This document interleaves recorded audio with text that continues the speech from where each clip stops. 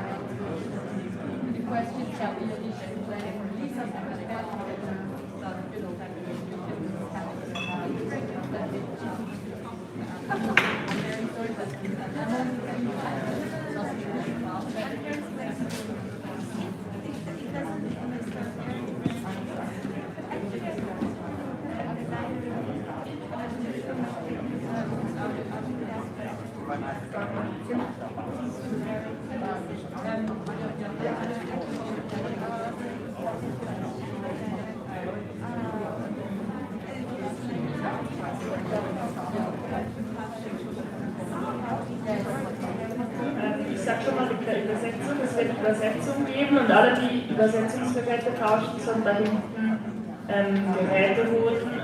Kriegt eine Idee für das Text.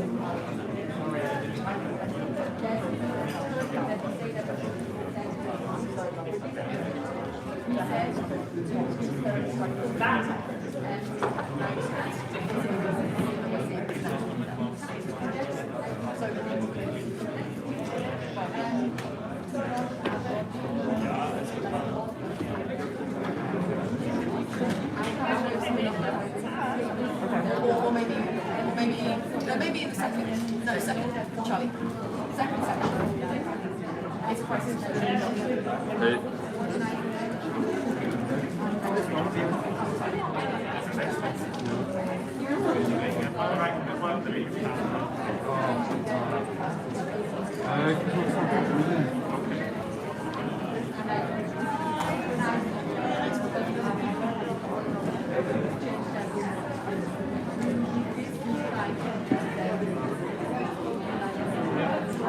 So the plenary will be in German and in English. If anyone needs a translation, please grab a translation device in the back and bring an ID card as deposit.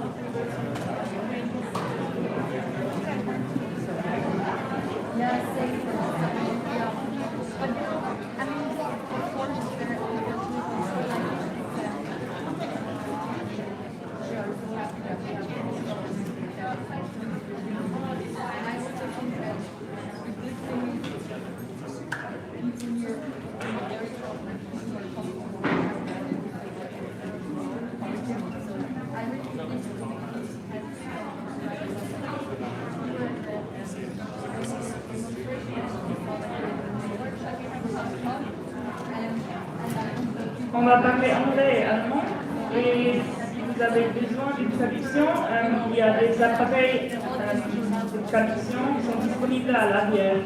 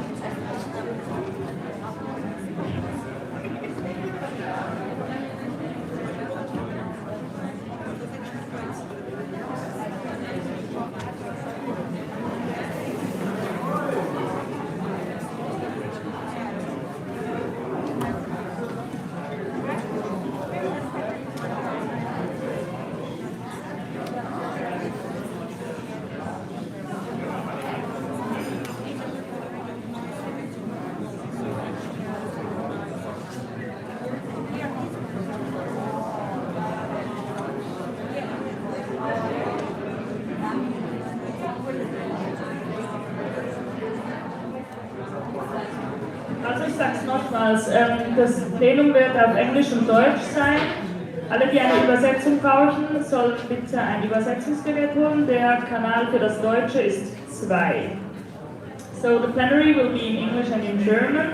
If you need a translation device, please grab one in the back and bring an ID card as deposit. And the channel for English is channel 3. No, 5, sorry. Et pour le français, c'est le canal 3.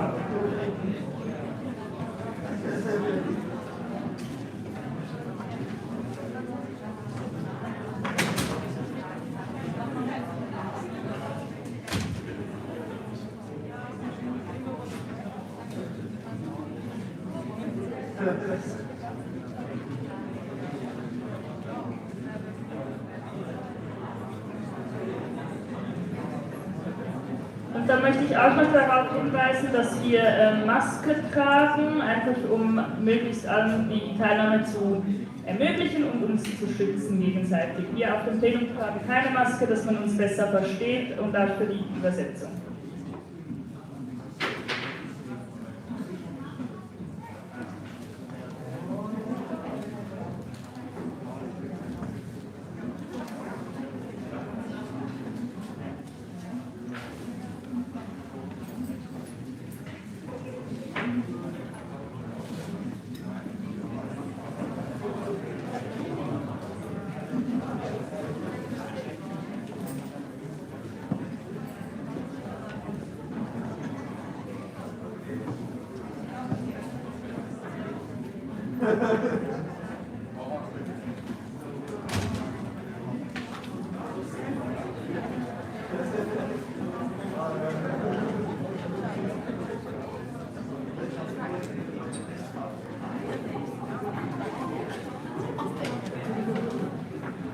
Ja, wir würden gerne bald beginnen, also auch an die Leute draußen, kommt doch bitte noch rein.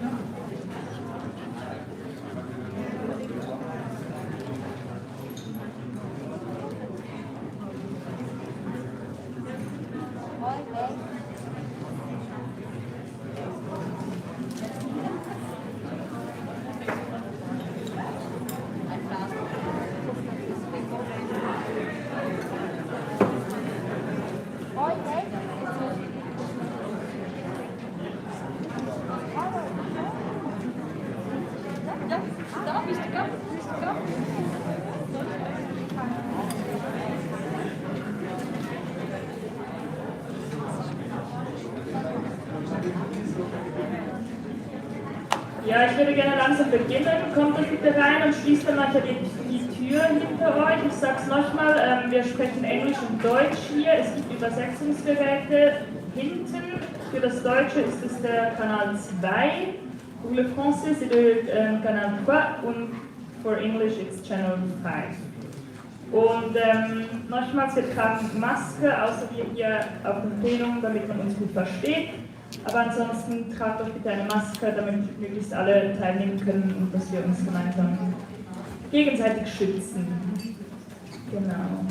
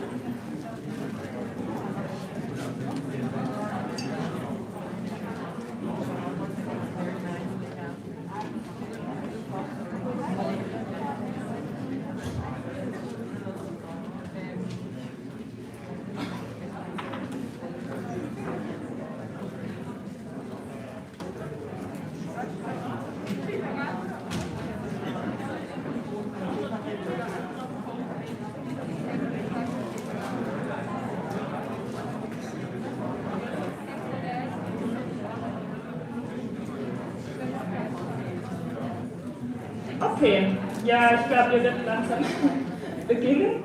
Ja?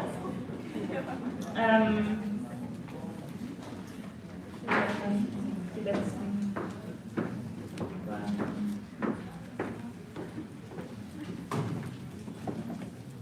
Ja, hallo zusammen, ich bin Hanna, mein Pronomen ist sie und ich begrüße euch ganz herzlich für die Bewegung für den Sozialismus hier heute am Eröffnungsplenum des Anderen Davos.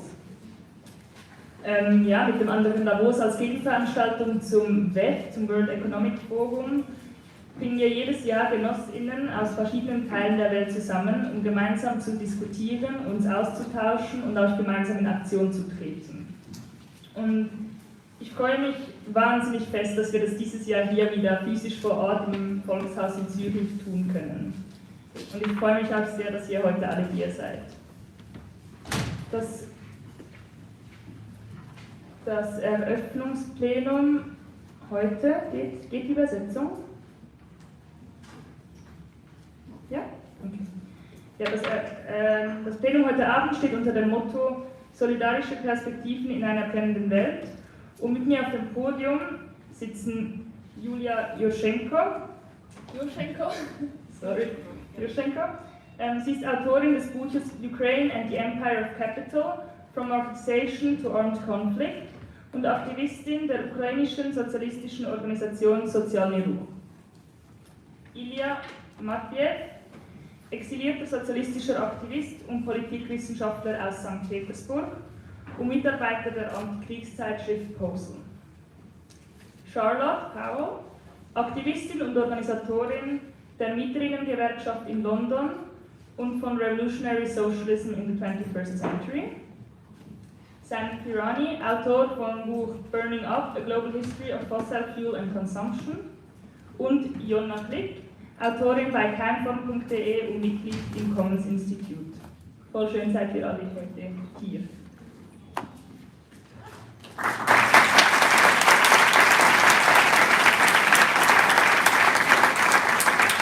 Ja, die Welt brennt, im wörtlichen und im übertragenen Sinne. Die Klimakrise wird in immer mehr Regionen der Welt spürbar, so dass nicht einmal die Rechte sie mehr leugnen kann. Diese nimmt die Klimakrise jedoch zum Anlass, ihre menschenverachtende Ideologie durchzusetzen und plädiert dafür, die Krise auf dem Rücken der Schwächsten zu bewältigen.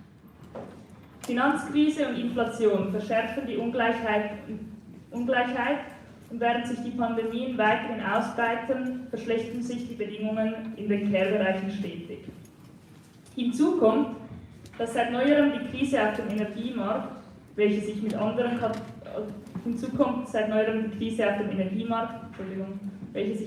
Katastrophen verstrickt. Davon sind neben den klimatischen Veränderungen oder der Profitgier auch der Krieg in der Ukraine zentral. Die Regierung Putins führt dort seit bald einem Jahr einen Angriffskrieg und mit dem gezielten Angriff auf zivile Infrastruktur sorgt das russische Militär dafür, dass in der Ukraine Tausende in dunklen und kalten Gebäuden ausharren müssen, während ihre Angehörigen an der Front kämpfen. Über das Regime Putins, die Folgen des Krieges und den Widerstand sowohl in der Ukraine als auch in Russland werden wir heute Abend noch sprechen. Ein weiteres diktatorisches Regime, welches Terror und Krieg verbreitet, während es sich finanziell hauptsächlich auf den Export von Öl und Gas stützt, befindet sich in Iran. Auch das Mullah-Regime streckt vor nichts zurück, um die eigene Bevölkerung brutalst zu unterdrücken und jeden Funken Widerstand zu ersticken. Doch seit 4 Monaten ist der Widerstand in Iran eine flammende Hoffnung für emanzipatorische Kämpfe weltweit. Seit 4 Monaten kämpfen Frauen, Queers, junge, alte, ArbeiterInnen, Studierende, Eltern und AktivistInnen in Iran und in der Diaspora auf der ganzen Welt ununterbrochen für Feminismus, Leben und Freiheit. Shin Shian Azadi, San Zendegi Azadi. Die Welt brennt und sogar die OrganisatorInnen des Welt mussten anerkennen, dass diese multiplen Krisen gemeinsame Aktion erfordern. Doch sie verstehen unter gemeinsamer Aktion etwas komplett anderes, als wir das tun. In Davos treffen sich StaatsvertreterInnen und die Eliten der Weltwirtschaft, um weitere marktförmige Instrumente einzusetzen und ihre Profite zu sichern. Sie treffen sich, um im besten Fall Scheinlösungen à la grüner Kapitalismus zu präsentieren und im schlechtesten Fall die Krisen ganz offensichtlich auf die arbeitende Bevölkerung und die Ärmsten abzuwälzen. Doch wir wissen, dass der kapitalistische Markt, auch mit grünem Anstrich, der Katalysator für die Zerstörung der Welt ist. Wir wissen, dass die Antworten, wenn sie innerhalb dieses Systems gesucht werden, nur weitere Konkurrenz und Vereinzelung bedeuten. Sorry, ich war ein bisschen zu schnell. Geht's mit der Übersetzung? Super.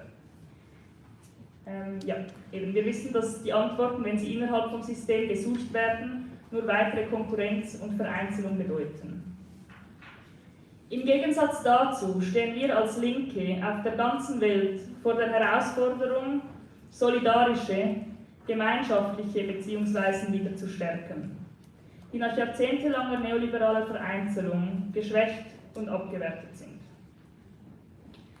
Wir stehen vor der Herausforderung, die Krisen zusammenzudenken und gesamtheitliche Antworten zu entwickeln. Das heißt beispielsweise, die ökologische Krise und die Energiefrage nicht auf Kosten der Ärmsten zu bewältigen. Das heißt, die Unterstützung für die ukrainische Bevölkerung mit dem Ausstieg aus fossilen Energieträgern zu verbinden. Das heißt grundsätzlich, die kapitalistischen Macht- und Eigentumsverhältnisse in Frage zu stellen. Dass wir uns dafür nicht auf parlamentarische Vertretung verlassen können, zeigt als aktuellstes Beispiel wohl die Räumung in Lützerath. Dort haben VertreterInnen der Grünen Partei einen Deal mit dem Energieriesen RWE geschlossen und RWE darf jetzt die Kohle unter dem Dorf Lützerath abbaggern. Als Begründung gibt unter anderem die Unabhängigkeit von russischen Energieträgern. Ökologisch ist jedoch jede weitere verbrannte Tonne an Braunkohle desaströs. Wir schicken deshalb solidarische Grüße an die AktivistInnen in und um Lützerath, die sich gerade jetzt in diesem Moment der Räumung entgegenstellen.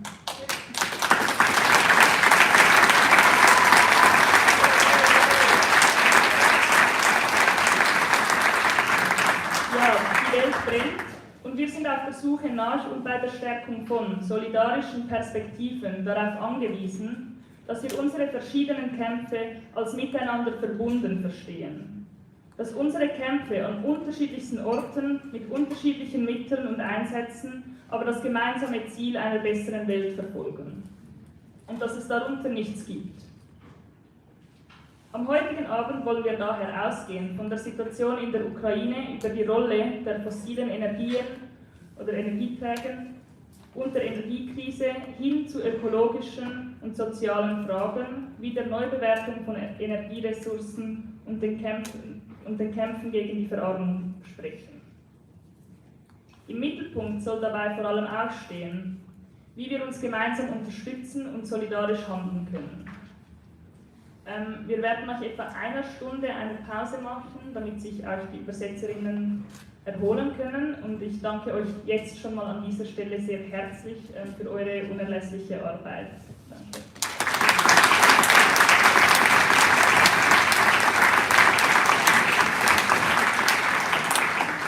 Genau, dann komme ich zu meiner ersten Frage und die geht an Julia.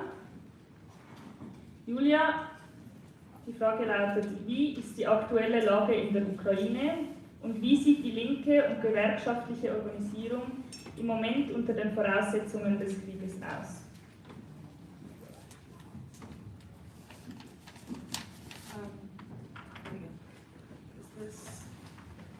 Can you hear me okay? I'll just lean in a bit. Thank you very much everybody for coming. Thank you for having me here. It is an honor.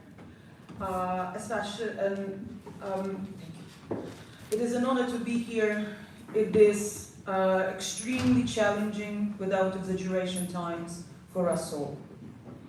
The situation in which Ukraine finds itself now because of Russian invasion is the most dire to date. The economic damage to the country is unprecedented in its severity, scope, and cost.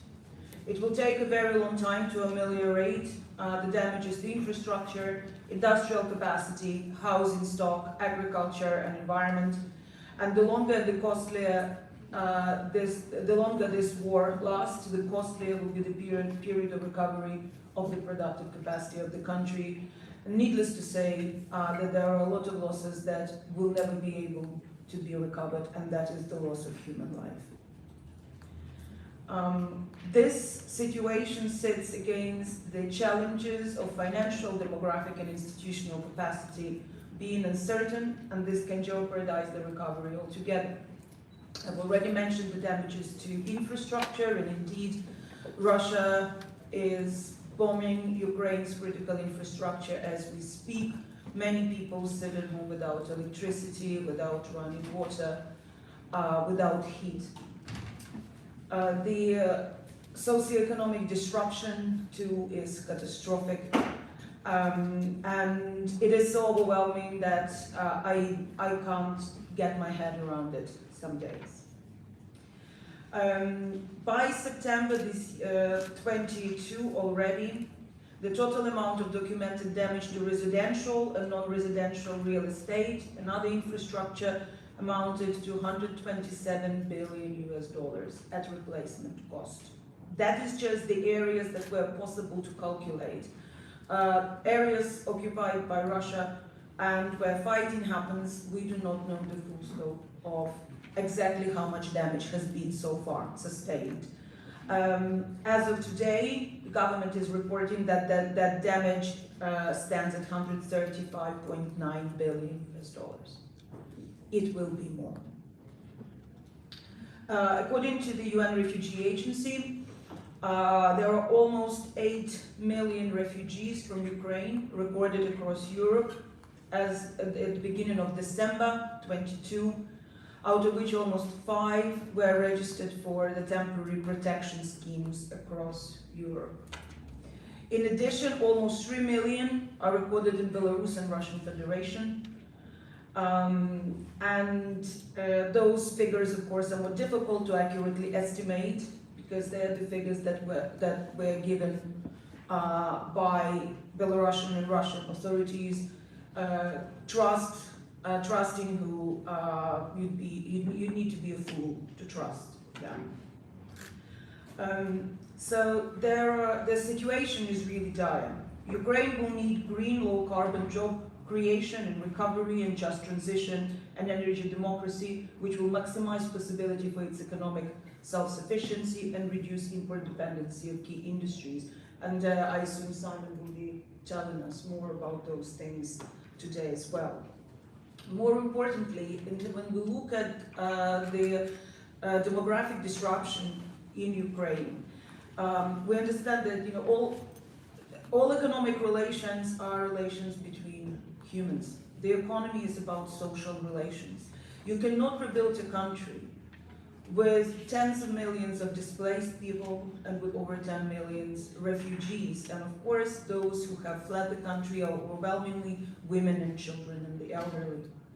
So we have a massive demographic catastrophe on our hands. And for people to be able to come back, of course, the war needs to be over, but conditions also must be created for people to be able to come back. And that will need to range from infrastructure to housing rebuilding, including whole towns in some cases, and sustainable job creation across Ukraine. People will still simply not come back if there is nothing to come back to, and Ukraine will never recover if that is the case.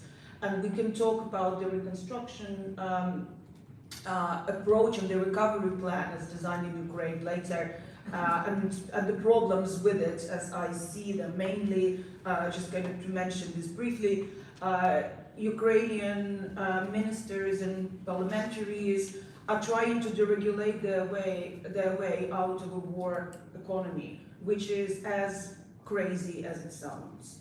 It doesn't work at peacetime, let alone at wartime. So the economic losses and demographic challenges are absolutely catastrophic, and I've already mentioned that the gender dimension, sex dimension of this demographic catastrophe, and a lot of weight has been pushed on women specifically amongst the displaced and refugee families who now have to fend for themselves to try to make ends meet in foreign countries, while also carrying all the care responsibilities in the families. And Oksana Duchan does some really excellent work documenting that. So I invite you to take a look at it. In terms of, so there are all of these disruptions, and that presents a lot of organizing challenges for labor and for the left groups, of course. There are serious time constraints, there are physical and mental health constraints and limited resources on which we operate, on top of course, the very basic things of lacking cash and relying on donations. We've also seen, we see internationally what's referred to as war fatigue, donations patter out, and without those, the resistance effort is more and more difficult to sustain on a daily basis. I want to spend the last few minutes talking about what our organization, Соціальний рух, or social movement, is doing in Ukraine, not least through our work with trade unions as well. So some of you may be aware that this year in the summer, Ukraine has adopted some anti-labor laws that basically stripped of workers' rights protection people in small and medium enterprises who are by volume the biggest employers in the country. That is on top of already existing multiple problems with casualization of labor, with violation of labor code, and employers generally being unscrupulous and frequently running wage arrears across the country. So we have been campaigning against those anti-labor laws, also on the basis that war is not an excuse to punish the workers who are already carrying the brunt of this war effort, literally by taking up arms and indirectly by contributing to, by participating in volunteer movement, by going to work and keeping the economy going, making sure that food is being made, making sure medicines are supplied, running various enterprises, public sector enterprises, recovering key infrastructure from regular shelling, saving people from burning buildings, saving lives. Workers should not be punished for what already is the worst crisis of their lives. Of course, in the times of war, because of the kind of different constraints, it's difficult to organize, but at the same time, we have seen in our organization and in other non-governmental organizations and trade unions a lot of energizing. There is very strong fighting spirit across the country. Trade unions and civil society organizations have mobilized and are carrying the weight of a lot of the resistance effort, from supplying medication to saving pets and delivering them to refugees across Europe, to looking after elderly who live on their own in war-torn areas. You name it, these organizations are doing everything. Buying thermal vision goggles for the fighters on the front, crowdfunding drones, all sorts of different activity. In our organization, we also have been engaging in a lot of humanitarian work. We've been engaging in fighting for the rights of workers, not only campaigning against anti-labor laws, but actually providing legal support to people who were unjustly dismissed, to people whose wages were not paid, basically raising labor code literacy, labor rights literacy around population for free. We've been doing a lot of work with trade unions as well. Helping them in their fights, different confederations of trade unions in Ukraine, but also cooperating in terms of meeting the humanitarian and otherwise needs of people on the front and also of the civilian population. We've helped organize supply, for example, in Mykolaiv, of water and electricity to different areas. We've helped with medication supplies, and we've generally been very busy. But also we've been running political campaigns around, for example, foreign debt cancellation in Ukraine. I've been quite active in that domain myself, and at this point the debt is suspended for 2 years in the first instance. There are also problems with surcharges and all sorts of other issues with IMF, but I can talk about that later. But yeah, but we've been campaigning, running media campaigns, starting petitions, still organizing demos and pickets, even though it's very difficult to do it during the wartime. So yeah, we've been busy, and I suspect that we will be even busier in the future. So I suppose I need to wrap up. Yes? So, okay, so organizing is difficult, it's not impossible. There is massive fighting spirit across Ukraine and a lot of fantastic cooperation among civil society organizations and trade unions. The society is mobilized. People are not protesting very much to the government, even though not without opposition. Things work. But there is a bit of a suspension, if you like, of labor militancy because there is a war. There is a much more burning problem ahead of us. But once the war is over, and I hope it's sooner than later, if the government does not turn around and change their anti-labor politics, we will be seeing mass protests, and I fear serious civil destabilization in the country. So I'm really hoping that they're learning from their previous mistakes, and they will revoke some of these anti-labor offensives once the war is over. So I'm going to stop at that. Thank you.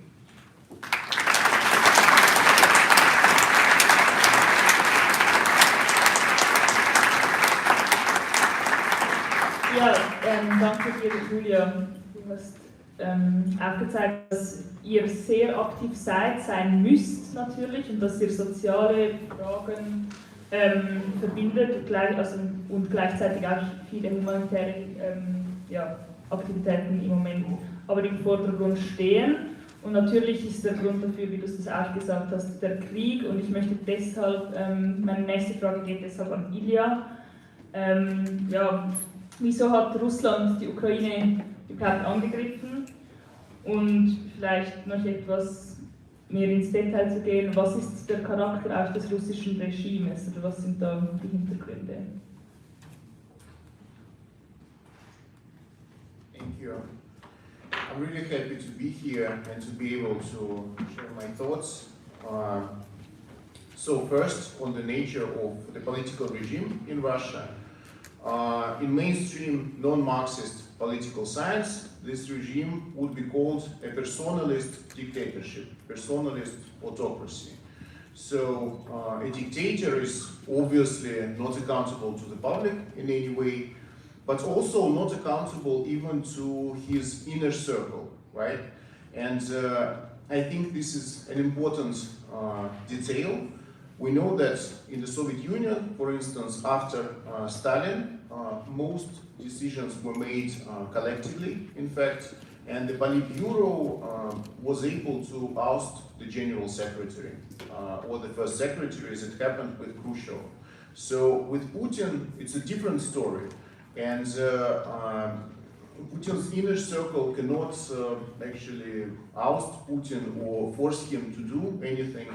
And there's a gap between Putin and his closest associates even. So ultimately he acts alone, he makes decisions alone, and the decision to invade Ukraine was his alone. So there was a televised meeting of the Security Council right before the war, so it was extremely scary. It was clear that there's going to be a calamity. And even during this televised meeting, that was of course scripted, still the members of the Security Council, they had some reservations, you know, they tried to say maybe it's not such a good idea, maybe there are some diplomatic avenues, but he was just saying that don't be cowards, let's attack Ukraine. So this is the nature of personalist authoritarian regimes. I mean, this inner circle, these associates, they were indeed cowards, so he was right in that, because even if they had any reservations, of course, they didn't voice them properly, and they were not ready to criticize Putin in any way. And the main question about regimes like that is the question of succession. So what comes after Putin? And how is he thinking about this transition of power? And it's clear that there is no answer. So after Putin comes in my opinion, political change. So I don't think that this regime is capable of surviving the dictator, and this might be actually good news.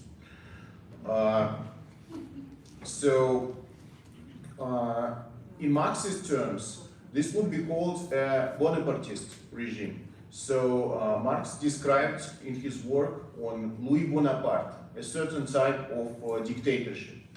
This dictatorship relies on a vast bureaucracy which is unaccountable to the public, of course, and also autonomous from classes, autonomous from social forces. So this bureaucracy can give the dictator a certain autonomous power.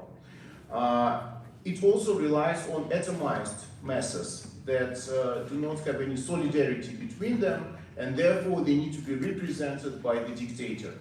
And finally, such a regime represents bourgeoisie, represents capital, but bourgeoisie does not have political power in a regime like that. So there's a very interesting phrase from Marx: the sword that is to safeguard the bourgeoisie must at the same time be hung over its own head as a sword of Damocles, right? So that means that big capital certainly has privileges in Bonapartist regimes, but at the same time, if something goes bad, then capitalists, they can't do much in this situation. They cannot stop the dictator, because the dictator has this autonomous power. And in my opinion, all these points made by Marx about Louis Bonaparte, they're actually applicable to Russia. So Putin relies on this bureaucracy and on the repressive apparatus. This gives him autonomy from social classes, including the ruling class, in fact. This is important to understand. So he also relies on atomized masses without strong social links, without real solidarity between the people, because this solidarity was destroyed in this period of the 90s when social cohesion in general was destroyed, and solidarity between the people as well. So Putin's regime generally represents interests of the oligarchs, of big capital, and we can see that simply from the incredible rise in the number of billionaires in Russia. So according to this Forbes billionaire list, in the 90s, there was not a single billionaire in Russia. So yes, there were oligarchs, but they were not yet billionaires. And then in the next 10 years, this number increased to more than 100, right? So 100 billionaires created their wealth under Putin. So it's very clear that this regime has a certain class nature. But at the same time, in Bonapartist regimes, they're not beholden to these billionaires. They're not beholden to capital. And in 2014, we saw this emergence of this new military imperialism, extremely violent imperialism in Russia, which in my opinion contradicts the interests of the ruling class. And so this poses, in fact, a difficult question for Marxist theory. So how is it exactly possible that political regime diverges so strongly from the interests of the ruling class? So for the oligarchs, this new imperialism was not good news. And the pinnacle of this new imperialism was, of course, this invasion of Ukraine on 24th February 2022. So, the question why Putin invaded Ukraine, it requires, a separate lecture, in my opinion. It's just not easy to understand in general. It's a difficult question because it created the biggest catastrophe, the biggest military catastrophe in the 21st century. It was also a kind of self-sabotage for Russia itself, so it did not bring Russia any benefits. And even from the narrow view of saving Putin's regime itself, in my opinion, it only sabotaged even the future of Putin's own regime. So the question is, why did he do it? I think it was a set of delusions, a set of fantasies that he had, fantasies about Ukraine that he actually, professed rather openly that he does not believe that Ukraine exists as a nation, so people will not resist because they're secretly Russians. We just need to remind them that they're Russians with force, and they will remember that they're Russians, and Ukraine will disappear, because in fact it's just part of Russia. So in my opinion, he actually believes this, otherwise it's impossible to explain this war itself, this military force that was not enough to conquer a big and strong country like Ukraine. Only these myths, they actually allowed Putin to make this decision. So he was really delusional when he was making this decision. So another question is, why is Putin's regime so stable? So how did it survive for more than 2 decades, and why is it stable even now, after all this turbulence, after the sanctions, after the war that is extremely, it leads to frustration in the Russian society as well. So even from opinion polls, we don't really trust them, but still even from these opinion polls, we see that the popularity of the war is declining in Russia every month, basically. So why is this regime so stable? The answer, in my opinion, lies in the 90s, in this period in Russian history when people's lives were upended, there was chaos, and people wanted to return to some kind of normalcy, and Putin actually offered them this sense of normalcy. He offered them a kind of breathing space to attend to their own private lives, and there was also economic growth in the 2000s. So, and people gladly retreated in their private lives. But at the same time, what Putin was doing, he was taking control of the Russian political system, of the Russian media, of the electoral system, of all the political parties, of the economy, in fact. So he created a layer of his own oligarchs that were close to him, of the media, repressive apparatus, everything. And so there were finally political protests in 2011, 2012, but this was too late, because Putin was already established as an authoritarian regime that basically took control of all the pillars of the state. In that sense, this decade that was a kind of a breathing space for the people turned to be a decade when Putinism was established, and then there's not much that people can do with it after it became so entrenched and so established. Right. So, in the end, we see this unaccountability in this latest decision to invade. It just shows the strong entrenched nature of Putin's regime. So finally, the opposition in Russia, the thing to understand here is that the strongest wave of repression came before the war. So in 2021, Alexei Navalny returned to Russia. So it was, okay.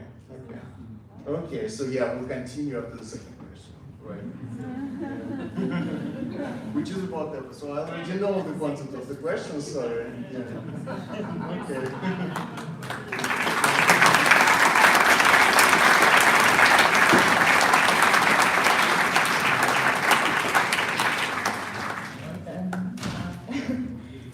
Ja, zum Widerstand in Russland kommen wir dann auch noch, denke ich, bis ja zum Glück auch. Zuerst möchte ich aber noch überleiten zur Frage des Wiederaufbaus, eigentlich, den Julia vorhin schon angesprochen hat, mit seiner Fehleinschätzung und mit seinem sehr imperialistischen Angriffskrieg hat nämlich das russische Regime und das Militär ganze Landstriche, Städte und Gebiete zerstört, wie Julia das vorhin schon gesagt hast. Und natürlich stellt sich hier auch die Frage des Wiederaufbaus. Und dieser Wiederaufbau kann natürlich aus sozialer und ökologischer Sicht nicht so back to normal sein. Und wie wir das unter anderem an der Wiederaufbaukonferenz in Lugano gesehen haben, stellen sich nämlich die dort vertretenen Konzerne und Regierungschefinnen back to normal oder den Wiederaufbau eigentlich eher als Marktöffnung der Ukraine, und die Ukraine stellen sie sich eher als Start-up vor.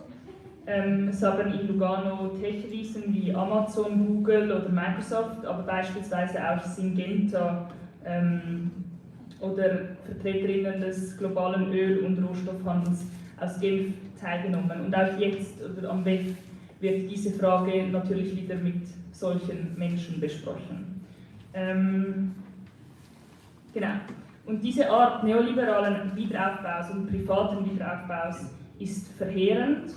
Doch wie sieht eigentlich eine alternative Perspektive aus? Und ich möchte diese Frage gerne an Simon weitergehen. Simon, du beschäftigst dich intensiv mit dem Energiesektor und wenn wir jetzt einfach den Energiesektor als Beispiel wählen, welche Aspekte müssen in Bezug auf den Energiesektor beim Wiederaufbau in der Ukraine besonders berücksichtigt werden? So, Anna, thank you very much. Well, thank you for the invitation. Thank you for coming here. I think it's very difficult to talk about the future of the Ukrainian energy system when, as you've already heard, the Russian military are bombing Ukraine's electricity and district heating infrastructure, which is in keeping with the character of the Russian war on Ukraine, which targets society and civilians. It's not just an attack on the government or the army. So right now, Ukrainian gas and electricity company workers are desperately trying to repair bomb damage. Communities are trying to organise to ensure that people have minimum supplies of heat, light and electricity. People all over Europe are raising money to send small generators to Ukraine over the winter. And we don't know how long these struggles will go on. And as you'll have understood from what Yulia and Ilya have spoken about, we don't know when or how any sort of peace might be reached. Nevertheless, the European Commission, the Ukrainian government and the companies that you mentioned, they are all talking about post-war reconstruction, so we should talk about it too. And at an event in October, organised by Commons, the Ukrainian Socialist Journal, I talked about this and I suggested 4 principles around which an approach could be worked out. So I'll just tell you what those 4 principles are. The first is that energy should be supplied mainly from renewable sources, and I think an audience like this one understands very well that this is because the danger of global heating, and this is an international issue. We need a transition to a system without fossil fuels, centered on electricity, and the main source of electricity needs to be solar, wind and other renewables. And this is all the more urgent now because of the 30 years of inaction by the big capitalist governments. The labour movement and social movements, in my view, need to advocate a transition that serves the interests of society as opposed to the interests of capital. Now, if we look at Ukraine specifically, the first thing is that the transition means a future without coal. And coal has historically played a huge part in Ukraine, in Donbass, in the Donbass in particular. Actually, coal use has already been falling for several years because of the consequences of the war, which of course began in 2014.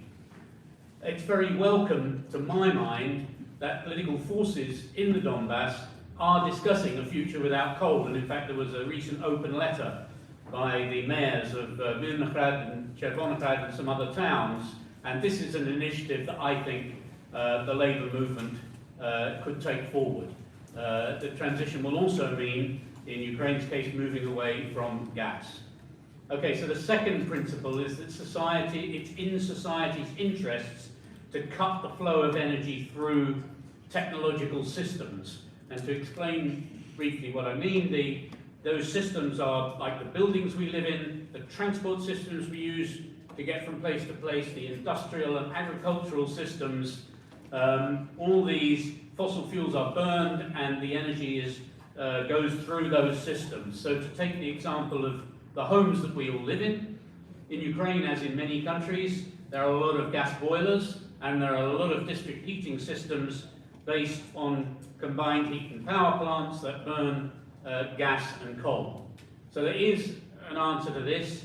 It's to insulate the homes to reduce the amount of heat needed. Most of the Ukrainian houses that people live in went up in post-war years, the 50s, 60s, 70s, as the Soviet Union was being industrialized. They're very leaky, they're very cold, gas is burned, and people make jokes about the way it goes straight out the windows. So insulation and electric heat pumps that any engineer will tell you are 4 or 5 times more efficient than gas boilers would be a great start. And these are short-term measures. In the long term, engineers will tell you that heat provision from electricity should take place as part of integrated urban energy systems with multiple inputs of decentralized, renewably produced electricity integrated with a lot of electricity storage facilities. Now, the third principle, to my mind, is that fuels and electricities, and this, like all these principles actually, applies not just to Ukraine but anywhere. The third principle is that fuels and electricity should be treated as services. They're rights for all, not commodities. And nobody has expressed this better than the people in the newly urbanized cities in South Africa and Brazil in particular, but not only there, where they've been refused electricity except at extortionate prices by corporations, and those communities have organized either to steal the electricity or to threaten to steal it and use that threat as a means to compel those corporations to negotiate a price that they can pay. So that's what provision of electricity as a right means in our movement terms. Now, in Ukraine at present, there's a public service obligation on companies to supply electricity and gas to households at fixed prices, quite low prices. And actually, this is a leftover from the Soviet Union. It also applies in Russia, and it's also partly about governments being scared of what populations will do if they're made to pay for this stuff. So this is a really important area where our movement can develop this principle.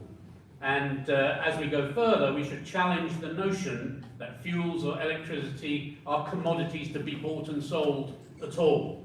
Like all commodification, that's a pretty recent innovation. It came in with the expansion of capitalism in the 19th century. It still hasn't reached hundreds of millions of people in poor countries, and we should challenge that commodified system and see the provision of these fuels and electricity as a service. Okay, the fourth point is that we should favour technologies that are compatible with our aims of social justice and resist the imposition of technologies that serve the state and capital. And I'd say, from my experience in the labour movement, this is something that the labour movement collectively could pay a bit more attention to. And there's 2 very concrete examples that affect Ukraine.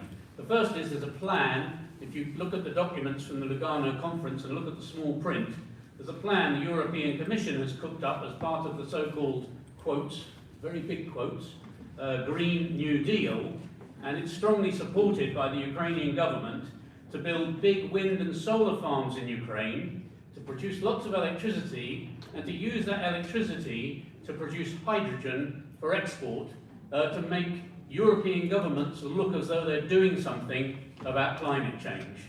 Now, this is neo-imperialism at its most cynical. First of all, because if you can produce that amount of renewable electricity, and Ukraine's got huge capacity for it, it's big and windy, and in the summer you even get a bit of sun, so it's a great place for renewable energy, and that should be put in the grid so that those aging coal-fired power plants, which are contributing to climate change and which are, by the way, poisoning children with air pollution, can be shut down. And the gas plants as well, which are also a factor in climate change. That should be the use of renewables, not to export hydrogen, which is a kind of luxury good for European industry. And I really hope the labour movement and civil society in Europe and Ukraine will block this plan. And a second example of a technology that we should oppose, and it really distresses me to hear people who go around calling themselves socialists saying it's a great solution to our problems, is new nuclear plants. And specifically in Ukraine's case, Khmelnytsky 3 and Khmelnytsky 4. This is also on the agenda that was discussed at Lugano, and nuclear is a 20th century technology.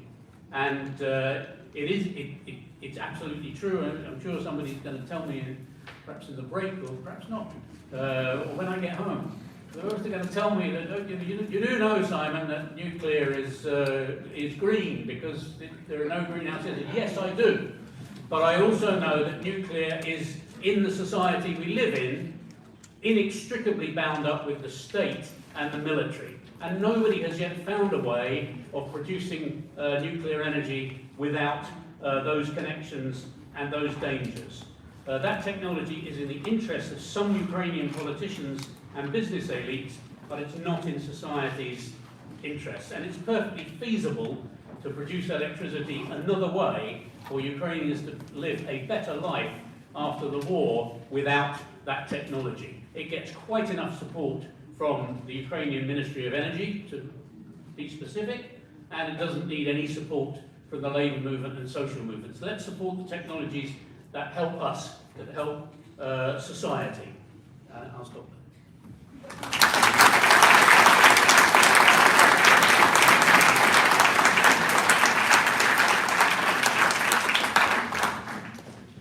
Danke dir vielmals für die Ausführungen. Ich möchte vor der Pause noch auf einen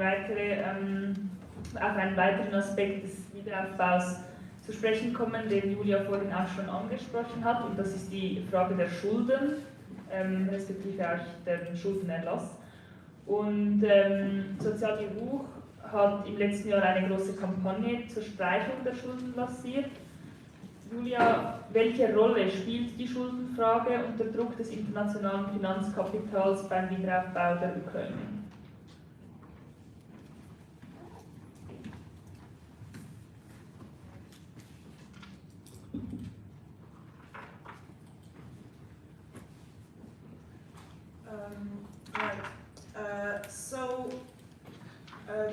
Ukraine, before even the war started, was one of the most indebted countries with IMF in the world. And the series of combination of neoliberal kleptocracy and irresponsible borrowing for years of Ukraine's nominal sovereignty have landed the country in a really complex financial situation. Since the war started, the debt has exploded. Ukraine's been selling a lot of debt, war bonds in order to finance its military needs, and foreign grants, from sometimes bilateral from other governments, have been used to pay for the state expenditure, like pensions, hospitals, and that sort of thing. If that aid wasn't coming, Ukraine would have folded by now. And that's a really dangerous situation. So we've been campaigning about the debt cancellation, and debt, especially with IMF, is not just about outstanding amounts of money that are draining the state budget and take the funds that are necessary to rebuild the country away from those dire needs and into the pockets of private investors.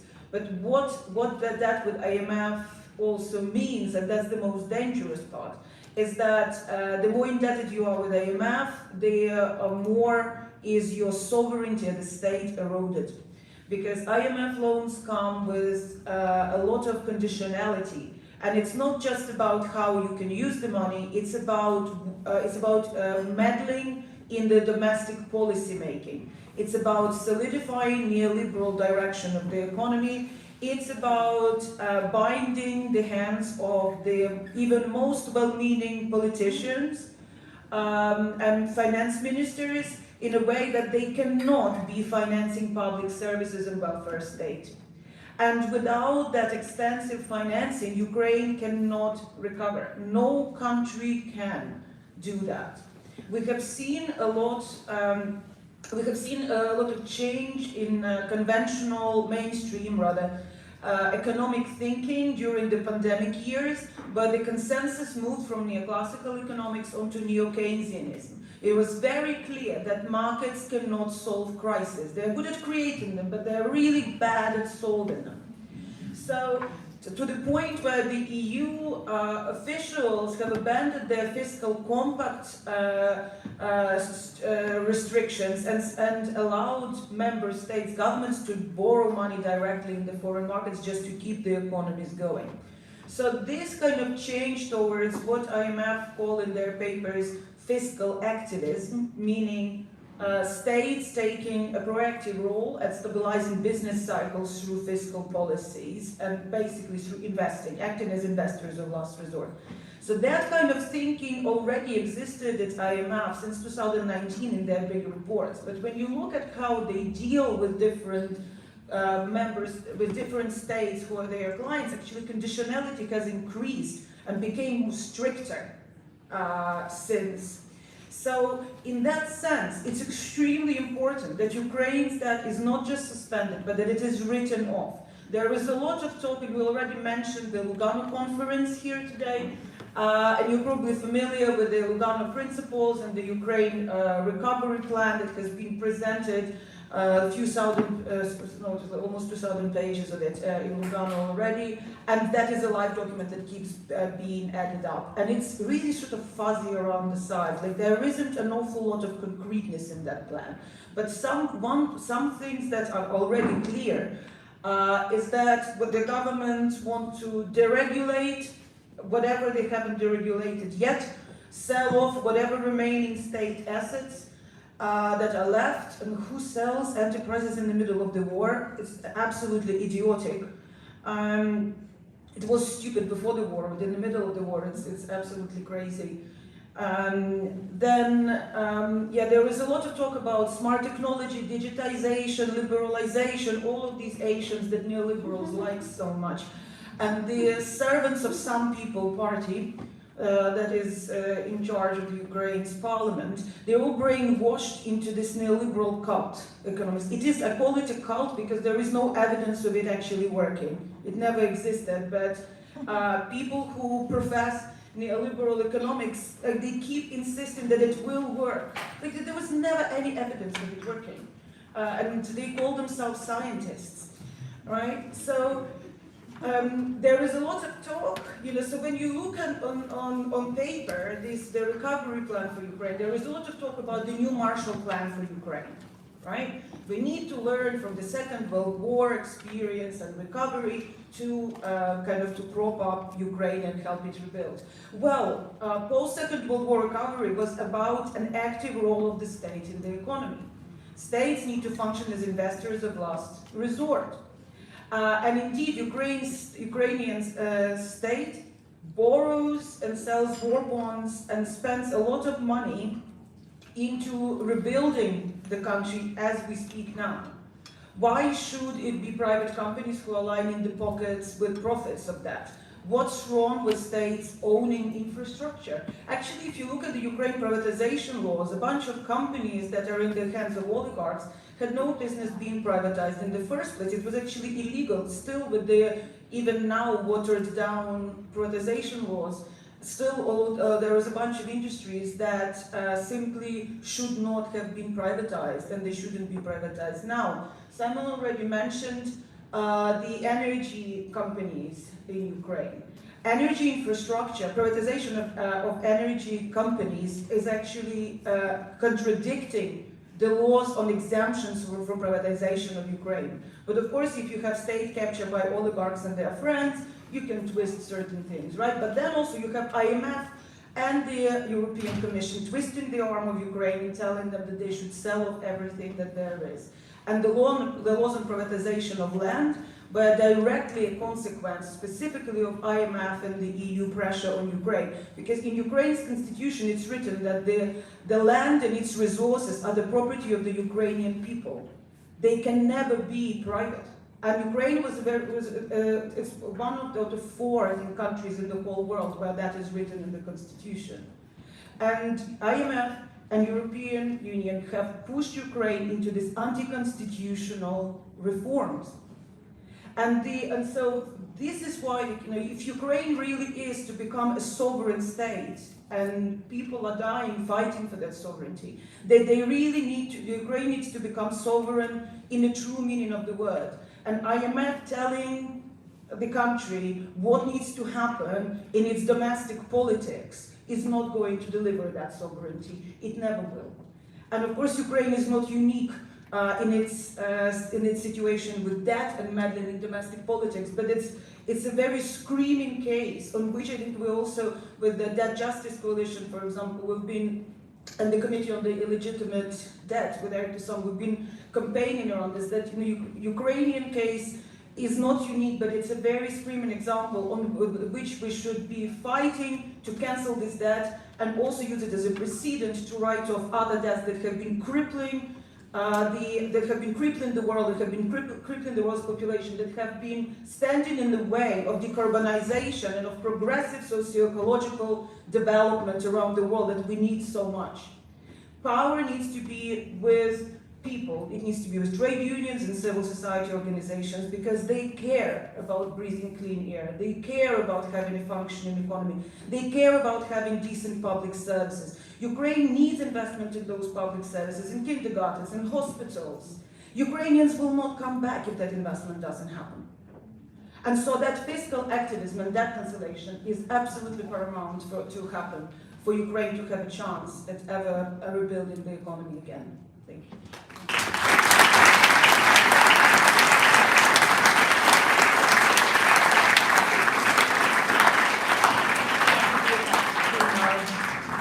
Ja, wir würden hier eine kurze Pause einlegen von so 10 Minuten.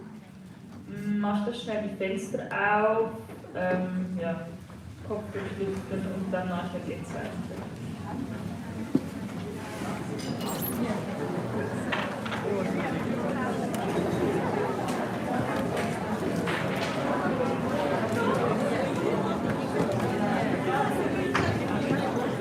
Ich habe gerade gemerkt,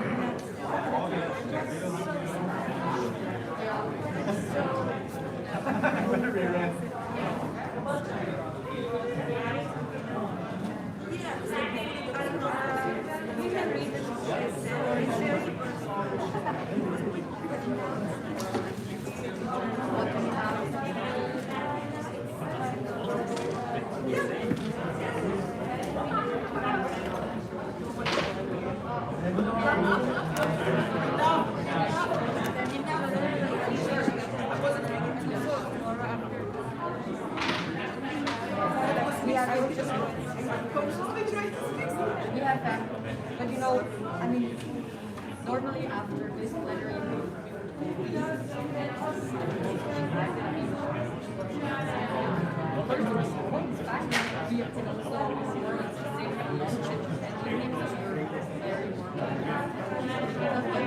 you prefer to have your time to prepare, then I also we already met in the 14th of there December. last time, but it doesn't matter if I remember. But like,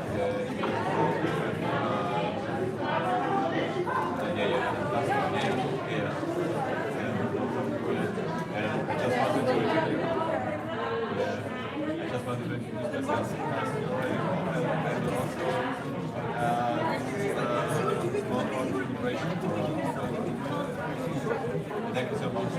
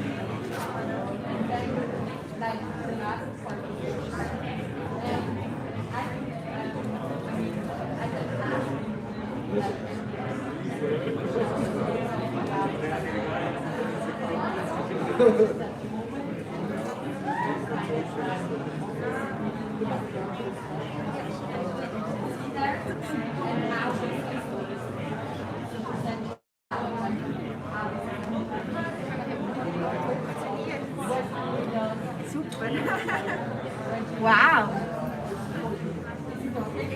Maar wenn da redest, dann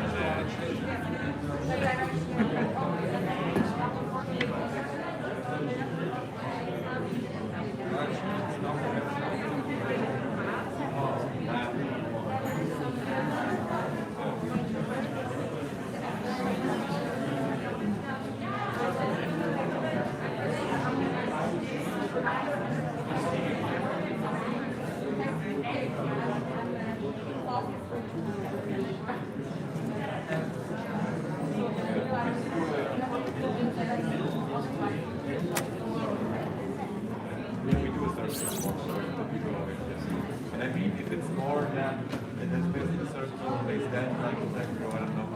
But I told you that there are a lot of people who have some workshops and some people like but so maybe then it's more than in one circle, but however that maybe is too wrong.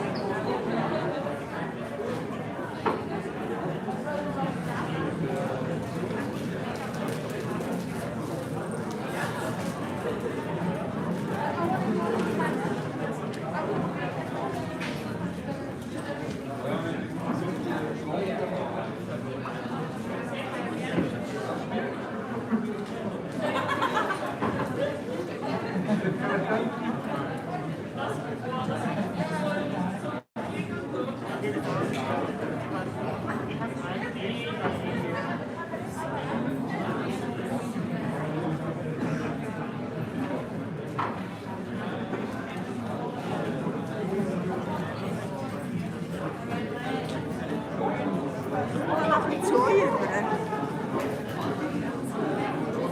sind wir beim Wald.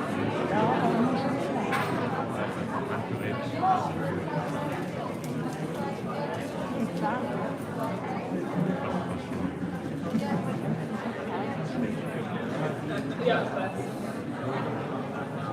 Absolut.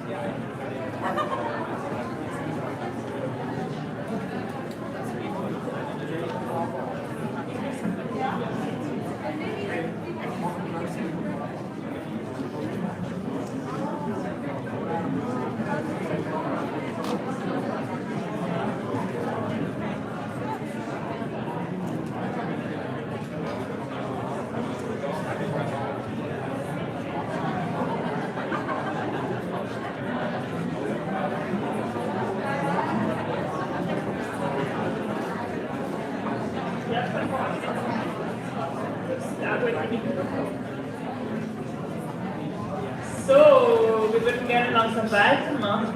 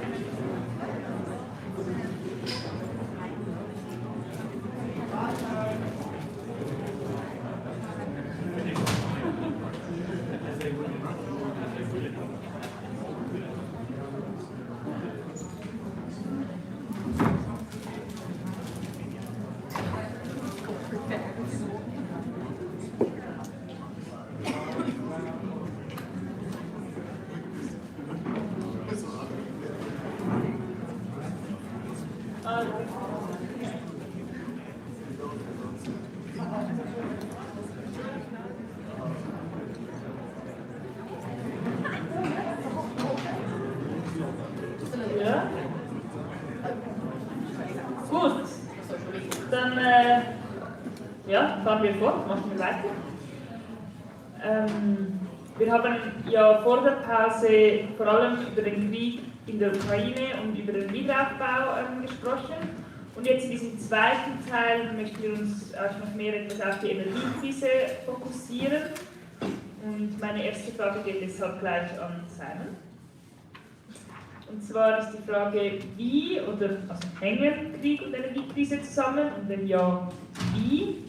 Und gibt es Punkte, die wir auch in den Energiekämpfen im Westen stark machen können in Bezug auf die Solidarität mit der Ukraine? So, thank you again. There's many connections, and I don't want to speak in such a way as to pretend that they are simple, because we're talking about war and climate crisis are both aspects of the very deep-going crisis of capital. But I'll try to highlight two connections to answer your question. If we step back and try to understand that capitalist crisis over the last half century, we can focus on the 1990s. I think it's a useful way to think about this. So in 1992, there was the Rio Treaty was signed. All the governments, including the Saudi Arabian government and the United States government, everybody else all signed, say, yes, climate change is a thing, and it's dangerous, and we need to reduce the production and use of fossil fuels. and every year since then, except for 2009 and 2010 because of economic crisis, every single year the global use of fossil fuels has increased very sharply. And this is, of course, a frightful example of the way that government policy and state actions are moulded by, are subordinate to the economic drive for capital accumulation and economic expansion. And I think if we ask ourselves what was going on at that moment when that Rio Treaty was signed, and when any actions on that were obliterated by the drive towards globalization, the drive to deregulation. I mean, Yulia, you were speaking about that in Ukraine in the 2020s, but of course in the 1990s, this was when it really got going in some of the largest capitalist countries, in the UK and the States, and so on. And I think the bureaucrats returned from the Rio conference, and any proposals to do anything except use market mechanisms to tackle greenhouse gas emissions, any proposals to do anything in terms of state actions were pushed aside by this drive to globalize, this drive to financialize, and so on. And it's at that same moment that the Soviet Union had just collapsed, that Russia and Ukraine had gone through this biggest peacetime slump in any country. And so I think that, and Ilya spoke to us before about the way in which that period in the 1990s then gave way to the regime of Putin, which comes in 2000, who picks up the pieces of the Russian state, which was in a mess, and strengthens that state in two ways. First of all, the oil companies, which have all been privatized in the 1990s, so not all, most of the Russian oil companies were privatized, and Putin made them pay some tax, which was a novel, it was a novelty for those oil companies. Not that much tax, but some tax. The second thing he did was to launch a murderous assault on Chechnya, which wanted to advance its national rights and have some form of autonomy. And the same things we've seen in Ukraine in 2022, we saw in Chechnya for several years. The attack on civilians, the bombing of civilian infrastructure, the torture of captured soldiers and civilians, and with those methods, the Russian state was re-centralized. And I would argue, it's a long discussion, but I would argue that Putin became capital's gendarme in that space. You can see the recordings of the leaders of the Western powers speaking at conferences. Do you have spheres of influence? Oh no, we don't have spheres of influence. But actually, we had a sphere of influence, and they allowed Putin to do what he wanted in Georgia, in Moldova, in Ukraine in 2014. They reacted, they didn't like annexation of Crimea. That was a step too far. But in Syria, the support for the murderous regime of Bashar al-Assad from Putin, the Western powers were quite happy with. And you may remember the moment when the Americans said, don't use chemical weapons because then there'll be trouble. And they used chemical weapons on civilians completely cynically, and there was no trouble.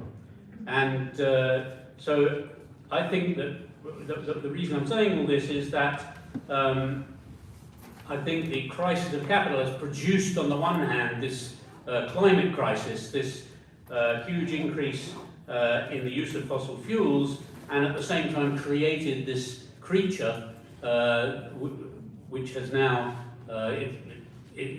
gone out of control, which has turned into a Frankenstein's monster in the form of the Putin regime. And of course, the fact that Russia was able to provide during the 2000s, the first decade of Putin's rule, the fact that it was able to provide cheap oil and cheap gas to the world economy was really important.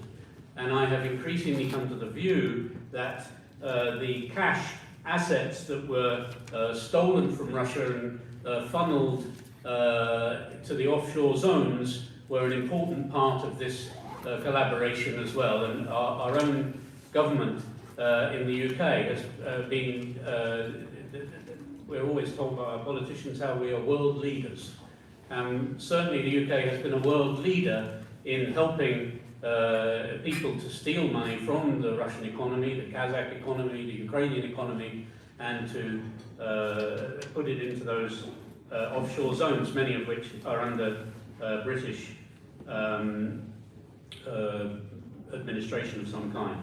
Now, the second point to try to answer your question is how the labour movement and social movements should approach the conditions created by this Russian war on Ukraine.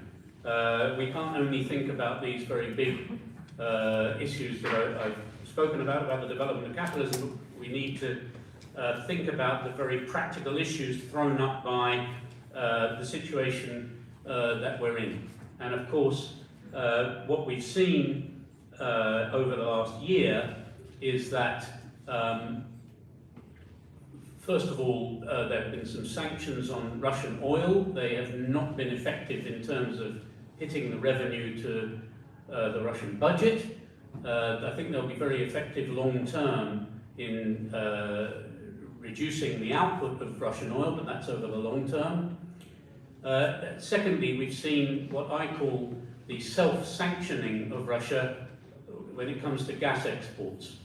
The European Union, they've huffed and puffed at meetings about sanctioning Russian gas. They did not want to do it because it's very critical for industry in Germany and Italy and other countries. So they huffed and puffed, but actually Russia has itself, the government has instructed the gas company to decrease the level of gas exports to Europe. And I mean, all the there's an expectation that they could decrease this year to zero.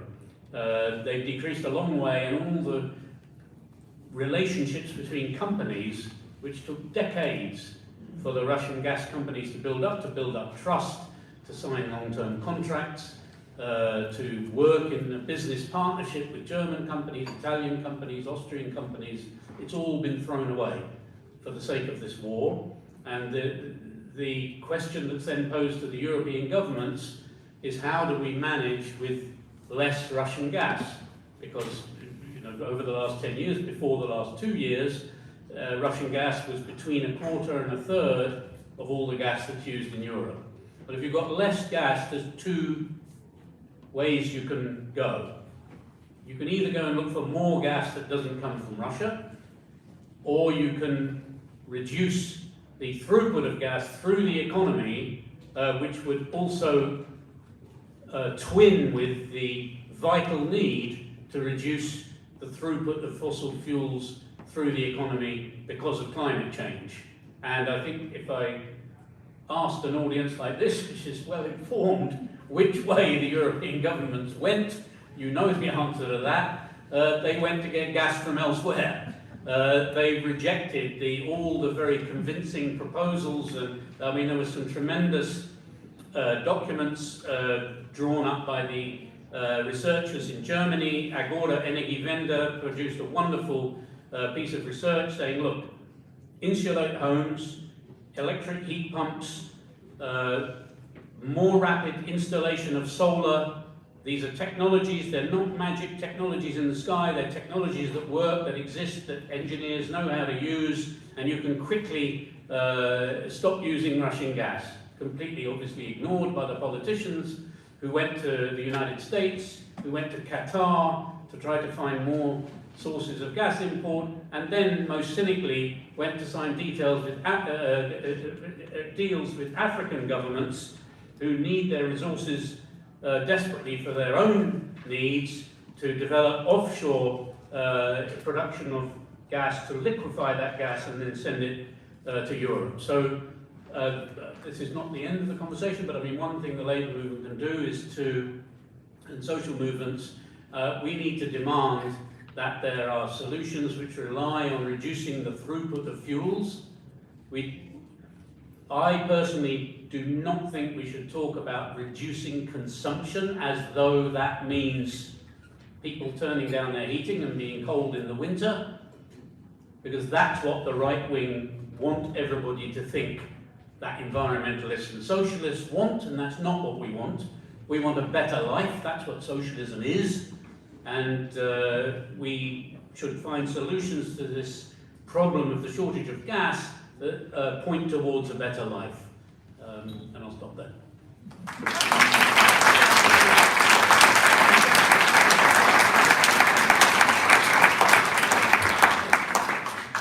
Ja, danke dir, wie du jetzt so schön ausgeführt hast, geht es eben gerade als Linke darum, ja, wegzukommen von den fossilen Energien und dies auch als Teil des Widerstandes gegen Putins Regime zu denken. Und jetzt kommen wir zu deiner zweiten Frage, Ilja. Jetzt darfst du über den Widerstand in Russland reden.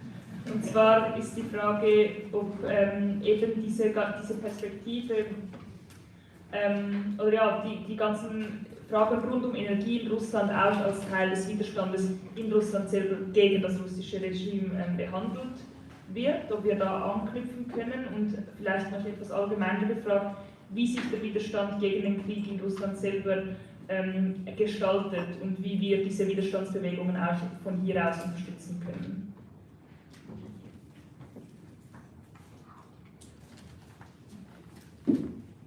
Thank you.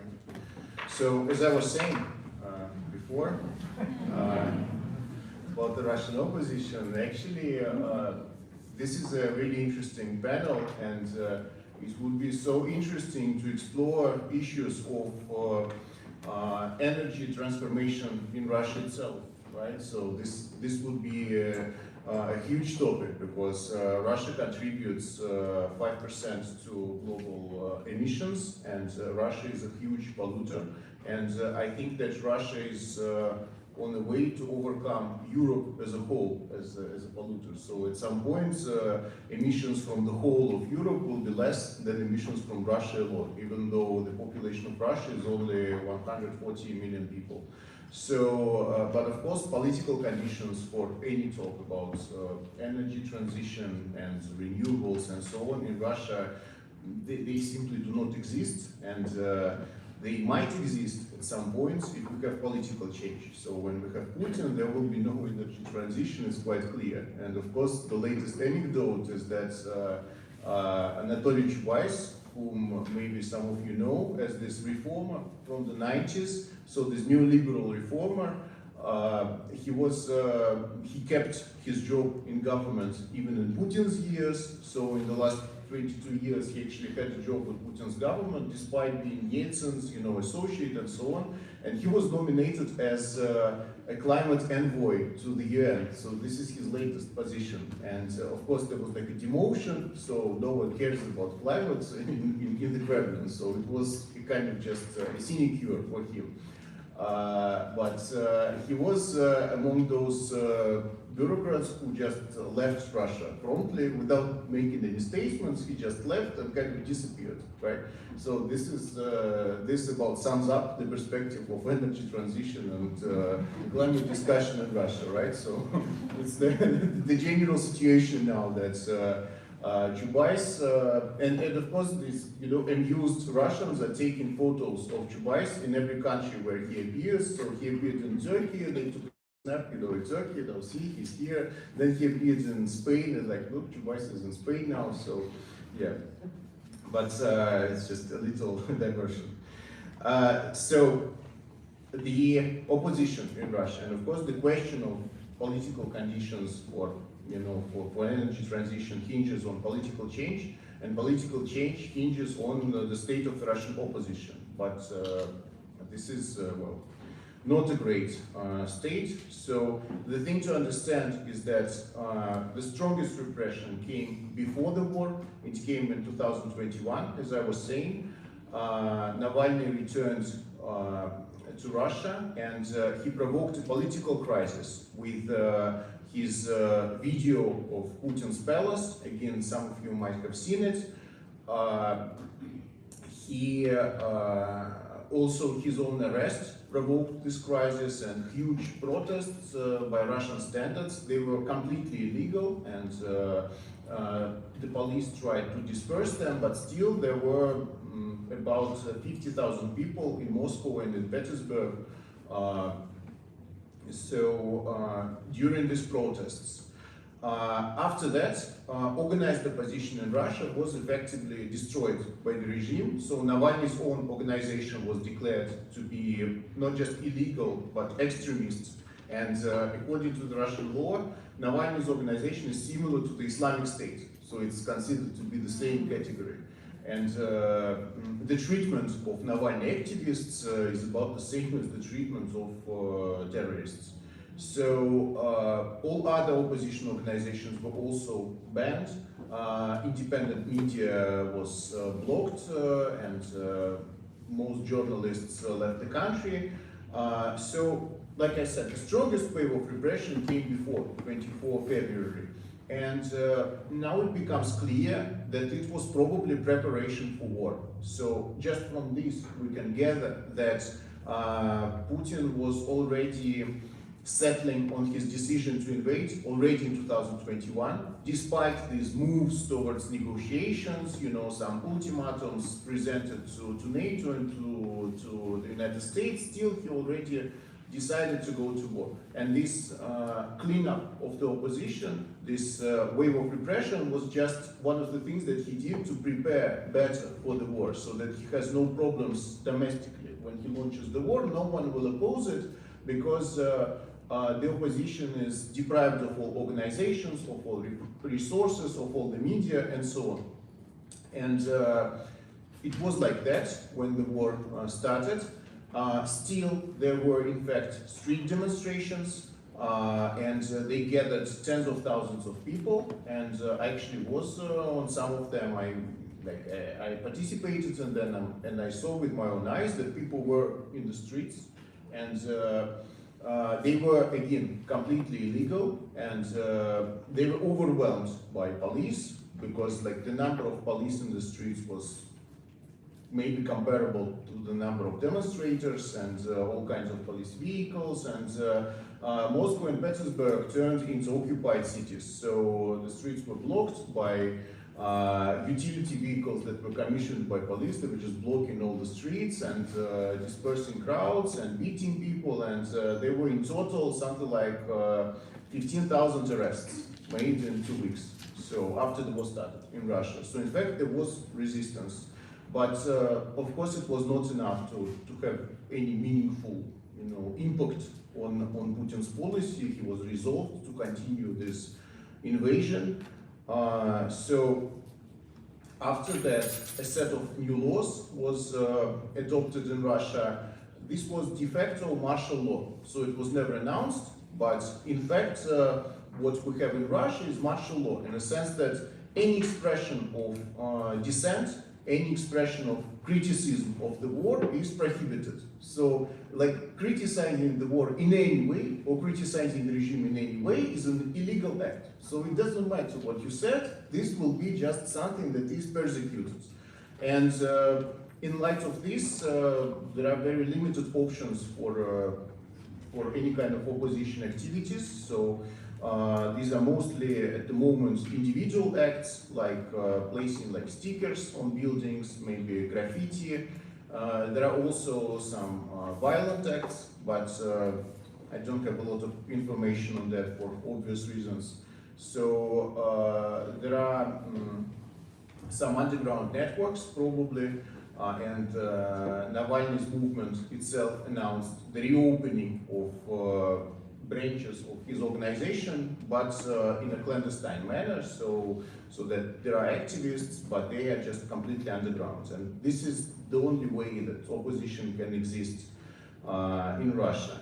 So by itself, unfortunately, Russian opposition won't be able to change the situation. It's just a simple fact. So we see struggles in Iran, and they are really inspiring, fascinating struggles, but also tragic because of the death toll. And despite the scale of this protest, and despite the fact that the protesters are actually ready to use violence in Iran, and there are more than 60 policemen killed in this protest. So despite of this small-scale civil war, still they're unable to oust this regime. And without some kind of elite tension, some kind of elite split, right, within the ruling circles, within the elites, protests cannot be effective by themselves. At the same time, the possibility of this split in the ruling circle is not ruled out, so it is possible. And the war is already a disaster for Russia, as it is abundantly clear. It can be even further, even more disastrous. So in that case, if the war was even worse for Putin, then there could be some defections in the elite, potentially, even though now it looks pretty solid. But potentially there could be defections in some elite members, and this can be combined with some street protests, and this can lead to political change. But at the moment, this is still pure speculation. This is not something that happens. It might happen, but we can only look to the future and hope that at some point this kind of political change happens in Russia. So, thank you.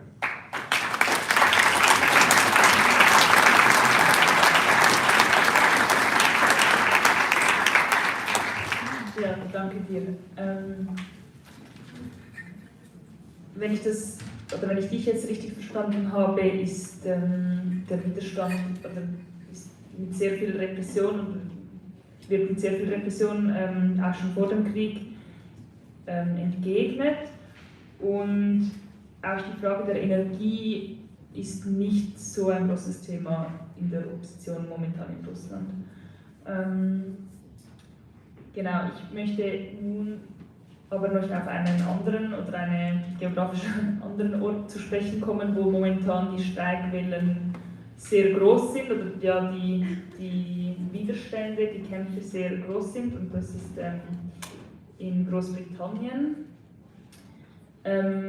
wo die natürlich auch im Zusammenhang mit dem Krieg und den steigenden Energiepreisen, aber auch den zuvor schon steigenden Lebenserhaltungskosten mit der Inflation von rund 10%, hat sich die Lage der Lohnabhängigen in ganz Europa massiv verschlechtert. Und viele mussten und müssen sich überlegen, ob sie zum Beispiel, wie Simon das vorhin auch schon angedeutet hat, ihre Wohnung heizen können. Und im vergangenen Herbst hatten wir ausgehend davon eine erstarkende Streikbewegung gegen diese miserablen Zustände gesehen. Und das eben gerade, wie gesagt, in Großbritannien im Zentrum des Neoliberalismus. Dort sind die Streiks so heftig wie schon lange nicht mehr. Genau, und ich möchte deshalb meine nächste Frage an Charlotte stellen. Wie ist die soziale Lage in England? Und gerade spezifisch auch auf die Energiekrise bezogen. Was waren die Ursachen des Streiks und wie laufen die Mobilisierungen? Und lässt sich die aktuelle Bewegung als Wiederaufleben der Streikbewegung allgemein lesen? Thank you very much. Thank you for the invitation to speak, and also thank you to the other panelists. It's a privilege to be speaking here alongside you all. So I'm going to start with the question, what were the reasons for the revival of the strike movement in Britain? This strike wave has seen strike action by workers across vital sectors, including ports, rail, buses, healthcare, higher education, schools, logistics, and the civil service. Many of these disputes are in the public sector, or in sectors which are partially controlled by the government, and so in those cases, the Conservative government that we currently have is directly implicated. But the private sector has also seen many big disputes. So I have 5 reasons which I think are driving the revival of the strike movement in Britain. The first and main one is the cost of living crisis. There's several dimensions to this. The first is, of course, inflation. This rapid rise in prices we've seen in 2022 which has been largely driven by rising prices in energy, linking in with the discussion we've already heard about the energy crisis. We've seen up to September in 2022 a rise of 12.6%, and actually by the end of the year it's as high as 14% by some counts, inflation. So the government chose not to control surging energy prices, but we can compare this situation to, for example, France, where the government did initially control the energy price rise, and they have had a much lower inflation rate through the year. A consequence of this, which is another important factor of the cost of living crisis, is housing costs.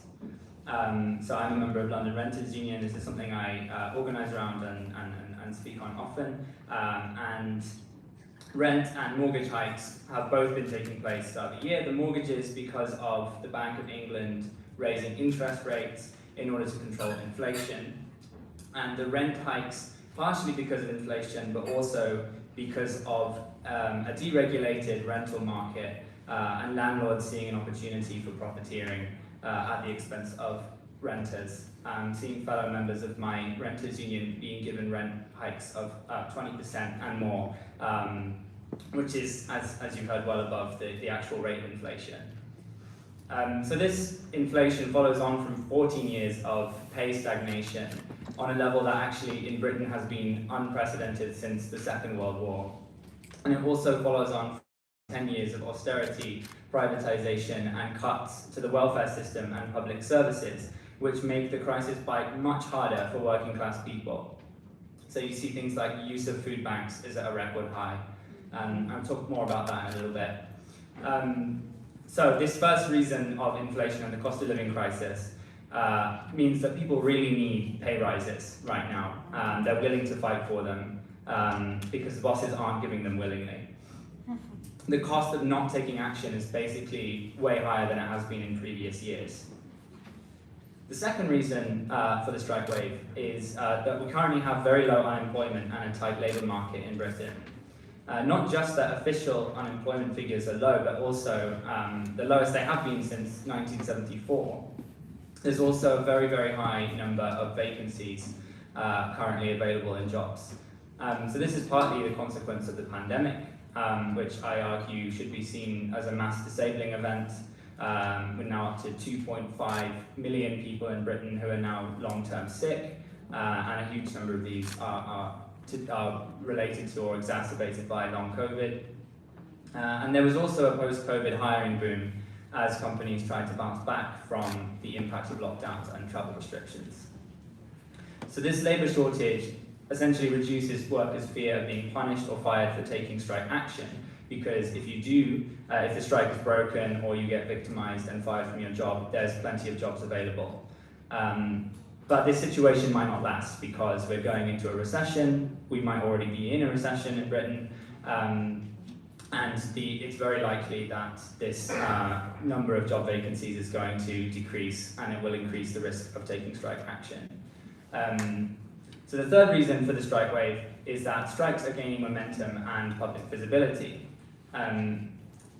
So some of the strikes, particularly those on the railways, which were kind of the initiator of this, the first wave of this strike movement, they've been disruptive enough to puncture through the kind of media indifference that strikes are normally dealt with in mainstream television and newspapers in Britain. And they've achieved widespread visibility and coverage, which has massively inspired other workers, including some who are not in unions at all, to turn to unionisation and strikes to defend their livelihoods.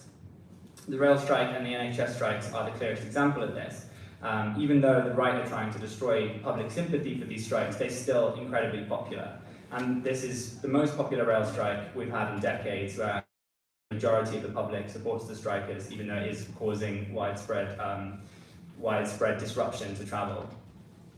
So moving on to the fourth reason of my five for the strike wave is essentially the amount of time in which we haven't had an active union movement in Britain that has been able to fight the battles that workers want to fight.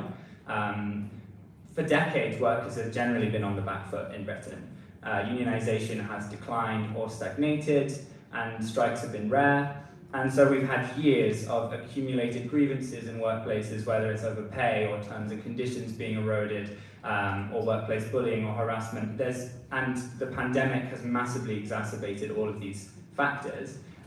So these grievances that have accumulated are essentially, you can see them as combustible material, which the strike wave is now setting on fire. And the last reason, the fifth reason for this strike wave is a widespread lack of faith in the Labour Party, the main opposition in Britain politically, that if it does win the next general election, which it looks like it probably will, there's a huge lack of faith that they're going to address any of these issues. Keir Starmer's Labour has banned front-bench Labour MPs from visiting picket lines.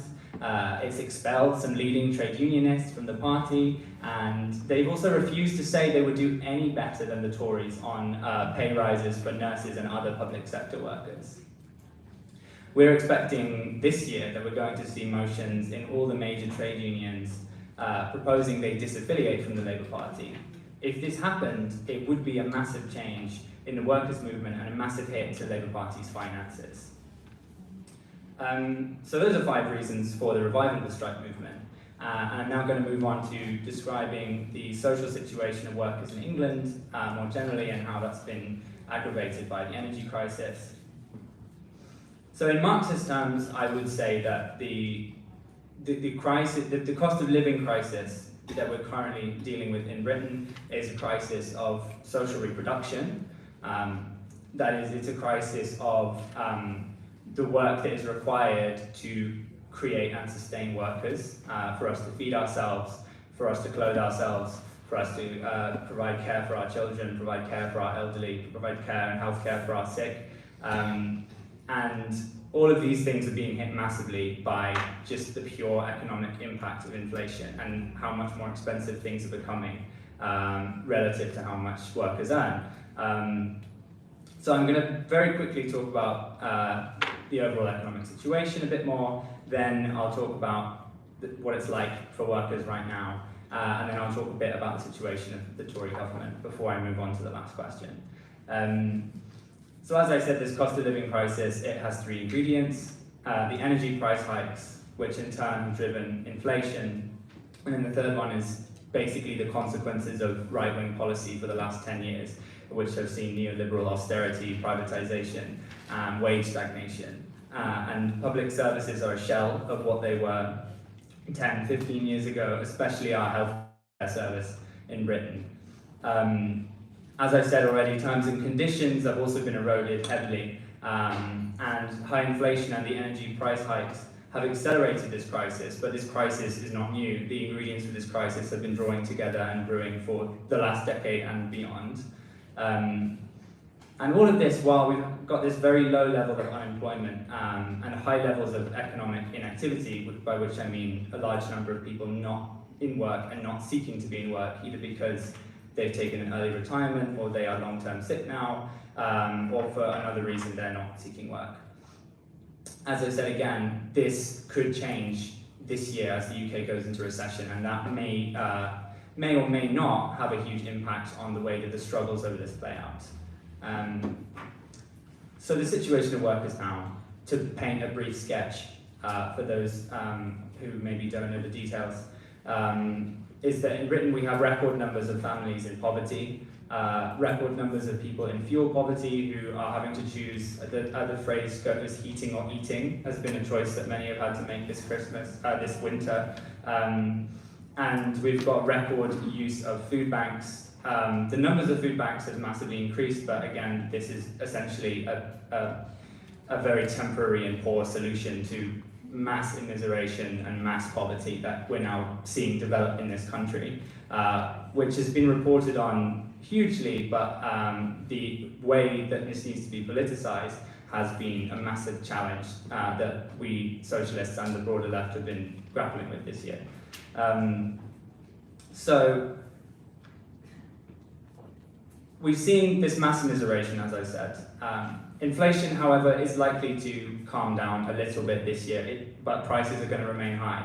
And we're not seeing anything like the levels of wage increases that would be needed to start to resolve this cost of living crisis. The Bank of England's policy of monetary tightening to curb inflation is actually going to probably make things worse for most of us. And the high interest rates, as I said already, are pushing up housing costs for those with mortgages, which also then get passed on to many renters as well. Which takes me on to my next point on the private rented sector, which I argue is a crucial part of modern British class formation and economic development.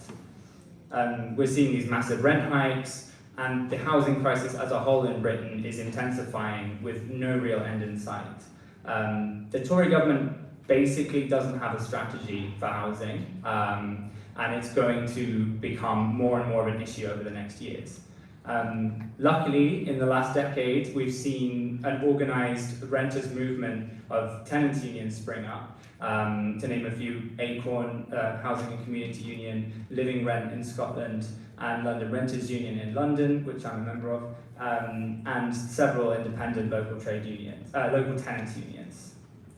This movement has grown in power and strength, and has also started to politicise renting in a way which you haven't seen before.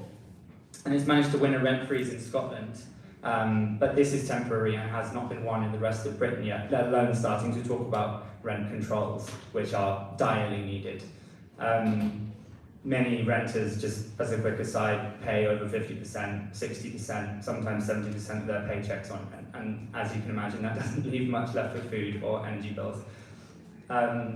So very quickly, before I move on to the last question, because I know that time is short, just to give you an update on the situation facing the Tories, which is that they're now extremely unpopular. Their strategy is to try to resist all demands and repress movements in order to win back different sections of their voters. And we've seen that through advancing police powers, even while the police are at the least popular they have been for years and years, partially because of the anti-racist Black Lives Matter protests, highlighting and widening discourses about the racism of the police, and partially because of the Sarah Everard murder and other cases that I won't go into the details of that have eroded public consent for policing. And so they're trying to massively increase state power to repress movements, but it's really not going to work out very well for them over this next year. They had Boris Johnson, who was a unifying figure for the party, because of his personal popularity from the Brexit period. And then they had Truss, who was supported by the right-wing base of the party briefly, but her economic programme was immediately undermined by the financial markets response, which made the Tories seem irresponsible, to use a word that capitalists love to use. Rishi Sunak, our current Prime Minister, has been largely invisible as Prime Minister and has no popular mandate for his austerity agenda. Longer term, the Tories are essentially not succeeding in representing a coherent set of ruling class interests. And I think that is the key thing to highlight. They have moved between various sections of class interests that they've been representing, and they no longer have a strategy for which one they are hitching their wagon to use that expression. So it's looking very bad for the Tories, which is one point of consolation for us, but as I said, Labour Party is not a particularly thrilling alternative for socialists or anyone in the working class in Britain. So if I can quickly answer the last question about how the mobilisations about inflation and energy prices are going. We're in a situation now where the cost of living crisis is the dominant political issue structuring politics in Britain. And it's the dominant factor conditioning the social standards and living standards of the working class. This is actually a situation we haven't had in a really long time, where essentially class struggle, class war, as I would call it, is the main political issue of the day, very clearly, for everyone. In a way, this is a situation of opportunity for socialists and Marxists, and one which we are doing our best to make use of. The left and unions have been central to politicising the social crisis in this way, and forced some limited responses from the government, as well as contesting their narrative about why all this is happening. A very common tendency is to essentially blame everything on Russia's invasion of Ukraine and the consequences of that for energy. So the question now is what political leadership and strategy can take these strikes to victory. There are different organisations that have taken on this role to some extent. I'll very quickly talk about them. One is Enough is Enough, and another is Don't Pay. So Enough is Enough is a coalition of some of the trade unions and Acorn, the housing union I mentioned. And they raised 5 demands relating to pay, benefits, rent, and so on. A big weakness of that, some would say it was a strength, but I would say it's a weakness, is that these didn't refer to climate. They also didn't refer to COVID, racism, or other issues. It was about cost of living in a narrow sense. But when we're looking at the energy crisis, as has already been said, climate absolutely needs to be contained within those demands, as I'm sure you'd all agree. But the key thing about Enough is Enough is that they generated a huge amount of excitement and possibility, feeling of possibility, when they first started up. They had these huge rallies, 500,000 people signed up to their mailing lists, and it suddenly felt like, you know, the Labour Party is a lost cause, but now there is some opposition force that is cohering people together, politicising solidarity with the strikes and also the issues around cost of living. Unfortunately, you could argue, and I do, that they've in the end done more harm than good, because they said that they were going to set up local groups that would coordinate strike solidarity, and then they didn't do that.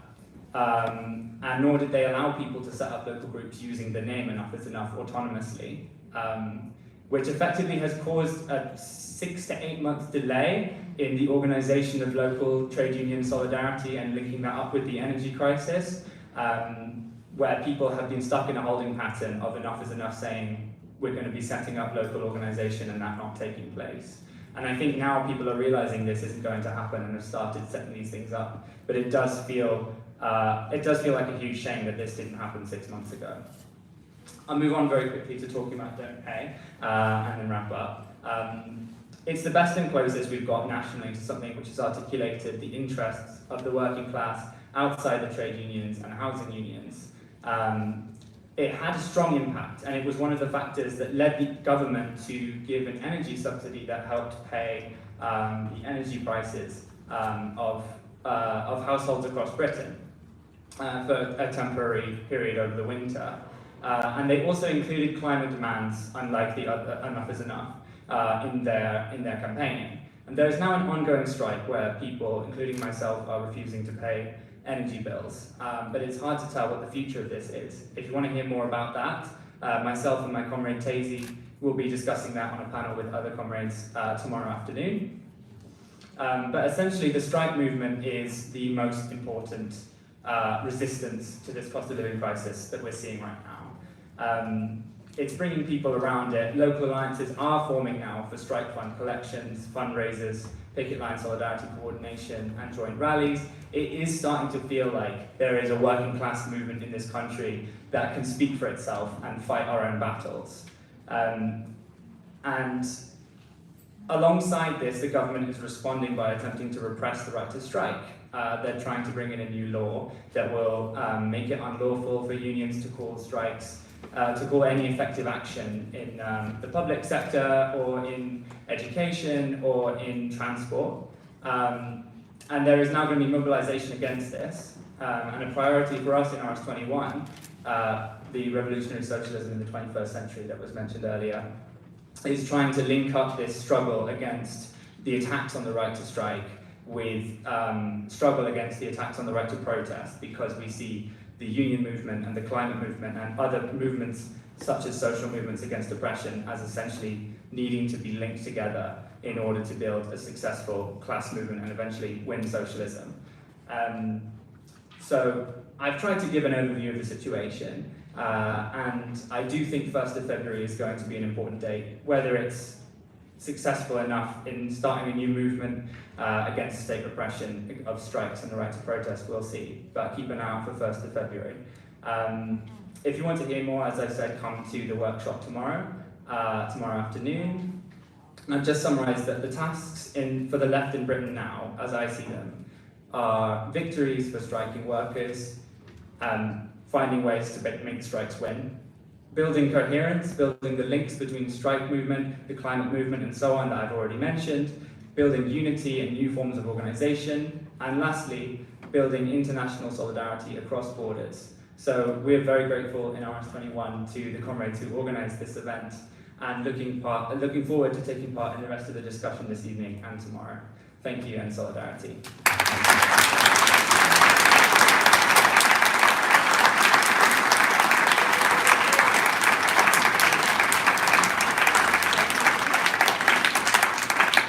Danke dir vielmals. Genau, dann würde ich eigentlich noch zu meiner letzten Frage kommen an Jonna. Genau, und zwar haben wir jetzt gerade gehört, dass es eben eine große Streikbewegung gibt gegen die Erhöhung der Lebenskosten, gegen die Krise der Reproduktion.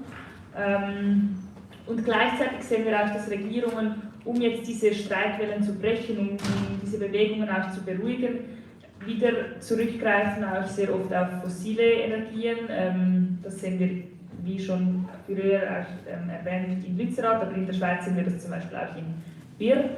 Und deshalb ist meine letzte Frage an Jonna: Wie können wir als Linke vielleicht diese ganze Krisengemengelage auch nutzen, um gegen den Einsatz von oder die Reinvestition oder die erneute oder vermehrte Investition auch wieder in fossile Energie zu kämpfen? Welche Mobilisierungsmöglichkeiten gibt es, um eine grundlegend neue Perspektive auf die Energiefrage zu entwickeln?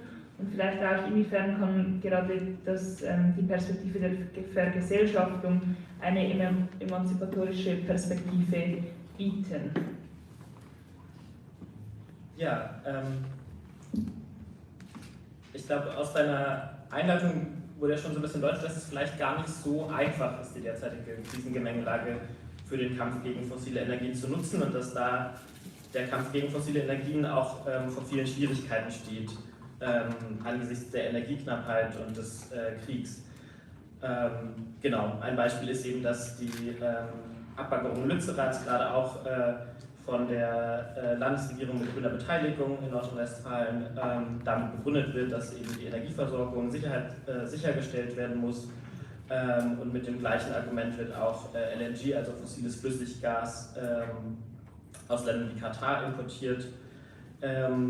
Und selbst in der Linken findet man so Freundinnen fossiler Energien in Deutschland, zum Beispiel in der DKP oder im Wagenknecht-Lager der Linkspartei, die angesichts der Lage eine Annäherung an Russland fordern, um wieder mehr russisches Gas zu bekommen. Genau, also es ist nicht unbedingt eine einfache Situation. Und dass viele eben auf diese Perspektive kommen, doch mehr fossile Energien zu importieren, die liegt auch nahe, wenn man den derzeitigen Energieverbrauch, den Hunger der Konzerne nach immer mehr Energie für profitgetriebene Produktion und die imperiale Lebensweise im globalen Norden, die auch viele Lohnabhängige einbindet, unhinterfragt lässt. Und ich würde sagen, man muss all das auch unhinterfragt lassen, wenn man im kapitalistischen Staat Regierungsverantwortung übernehmen will. Aber für uns sollte auch klar sein, genau, dass das nicht die Prämisse sein kann, da uns eben diese Strukturen einfach in die Klimakatastrophe immer weiter hineintreiben. Wenn wir also jetzt aus dieser Krise nicht versuchen wollen rauszukommen, indem wir einfach noch mehr fossile Energien nutzen und wenn wir auch einsehen, dass wir die nicht einfach alle durch erneuerbare Energien ersetzen können, weil es auch für erneuerbare Energien Ressourcen braucht und auf die in Ökosysteme eingreifen, dann müssen wir überlegen, wie wir mit einer Knappheit an Energie sinnvoll und solidarisch umgehen können. Und da gibt es eigentlich so 3 Wege, wie man mit Knappheit umgehen kann. VertreterInnen der Marktwirtschaft, also Neoliberale, aber auch Linksliberale und auch einige Marktsozialistinnen argumentieren, dass Märkte doch ganz sinnvolle Mechanismen seien, um mit knappen Ressourcen umzugehen. Das Spiel von Angebot und Nachfrage soll darin für die optimale Verteilung von Ressourcen sorgen. Das Problem hierbei ist, dass es eben nur um die zahlungskräftige Nachfrage geht. In Bezug auf die Energiekrise heißt das, wer arm ist, kann nicht mehr heizen und wer reich ist, kann immer noch um die Welt jetten. Außerdem sorgt die Konkurrenz auf dem Markt zu einem Wachstumszwang und damit gerade zu immer einem höheren Energiebedarf. Also ein Mechanismus, der eigentlich gut dafür geeignet ist, mit knappen oder sein soll, gut dafür geeignet sein soll, mit knappen Ressourcen umzugehen, sorgt für eine Logik, die mit der Begrenztheit von Ressourcen im Widerspruch steht. Die Legitimationserzählung des Marktes erweist sich also in den derzeitigen multiplen Krisen wirklich als Farce. Der Staat, die zweite vermeintliche Lösung, ist aber auch keine Lösung. Der Staat ist nämlich nicht das andere zum Markt, sondern als ideeller Gesamtkapitalist ist es sein Job, gute Ausgangsbedingungen für die Kapitalakkumulation zu liefern, weil er eben selber von seiner funktionierenden Kapitalakkumulation abhängig ist, weil er daraus seine Steuergelder bekommt und die auch seine StaatsbürgerInnen mit Arbeitsplätzen versorgt. Der Staatssozialismus als Versuch, über den Staat den Markt abzuschaffen, ist auch keine Lösung. Unter Staatssozialismus verstehe ich eine Wirtschaftsform, wo eine von den Menschen getrennte Institution als Staat die Produktion plant und diesen Plan dann mittels eines Lohnarbeitszwangs durchsetzt, wodurch sich eben mit Warenform und Lohnarbeit und Tausch ganz wesentliche Probleme des Kapitalismus reproduzieren und damit auch die Entfremdung der Menschen zu dem, was sie tun in der Arbeit, bleibt und damit auch eine Gleichgültigkeit gegenüber der Umweltzerstörung, die sie anrichten. Und genau, wenn man so den ganzen Tag einer entfremdeten Tätigkeit nachgeht, entsteht daraus auch durchaus verständlicherweise so ein Konsumbegehren, also dann in der Freizeit möglichst viel auch konsumieren zu können. Es gibt aber auch noch eine dritte Möglichkeit, mit begrenzten Ressourcen umzugehen, die zahlreiche indigene Gesellschaften jahrtausendelang gezeigt haben und wie auch die Wirtschaftsnobelpreisträgerin Elinor Ostrom mit ihren Forschungen zu Commons gezeigt hat. Ihre Forschung kann man gewissermaßen lesen als Antwort auf Gareth Hardins Tragedy of the Commons, der behauptete, dass eine gemeinschaftliche Nutzung von Ressourcen notwendig zur Übernutzung führt. Elinor Ostrom hat aufgezeigt, empirisch, wie Commoners Nutzungsregeln zur nachhaltigen Bewirtschaftung, Pflegung und Nutzung von Ressourcen finden. Man könnte auch sagen, sie hat in die bürgerliche Volkswirtschaftslehre die bahnbrechende Erkenntnis eingebracht, dass Menschen miteinander reden können. Kapitalismuskritische und marxistische Commons-TheoretikerInnen, die zum Teil auf Ostrom aufbauen, aber sich auch kritisch von ihr abgrenzen, weisen darauf hin, dass diese Prinzipien nicht nur für natürliche Ressourcen wie Weideflächen oder Fischgründe gelten, sondern dass fast alles zu Commons werden kann, womit Commons auch gesamtgesellschaftlich eine Alternative zum Kapitalismus darstellen können. Worauf es dabei ankommt, ist schließlich das Commoning, also der selbstorganisierte Prozess, in dem die Commoners auf Augenhöhe ihre Bedürfnisse miteinander vermitteln. Und dieses Commoning bedeutet eben letztendlich auch eine Überwindung der Tauschlogik, also der Kopplung von Geben und Nehmen. Denn wenn ich frage, was sind deine Bedürfnisse, was brauchst du, ist das was grundlegend anderes, als das daran zu koppeln, dass eben eine Gegenleistung erbracht wird. Das entspricht schließlich auch dem, was Marx als höchste Form des Kommunismus bezeichnet hat, mit dem Prinzip, jeder nach seinen Fähigkeiten, jedem nach seinen Bedürfnissen. Energieressourcen, um jetzt auf das Thema zurückzukehren, als Commons zu nutzen, hieße also, demokratisch darüber zu entscheiden, wie wir Energie produzieren und für was wir sie nutzen wollen.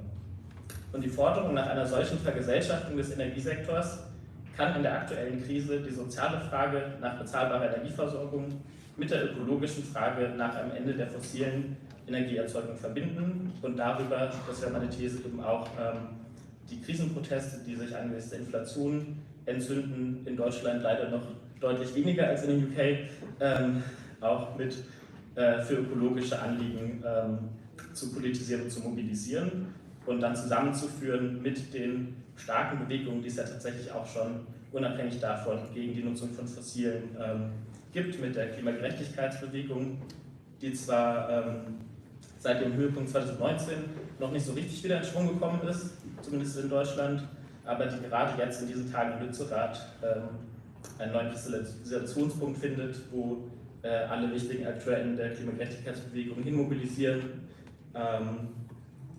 Genau, wo jetzt morgen eine Riesendemo ist und es nächste Woche auch noch weitergeht. Genau, ist vielleicht auch eine Idee, hier von Zürich fährt ein EC durch bis nach Köln und von da ist es noch ganz schnell in Lützerath und man kann bestimmt auch noch Sonntag nach der Konferenz gut dahin anreisen.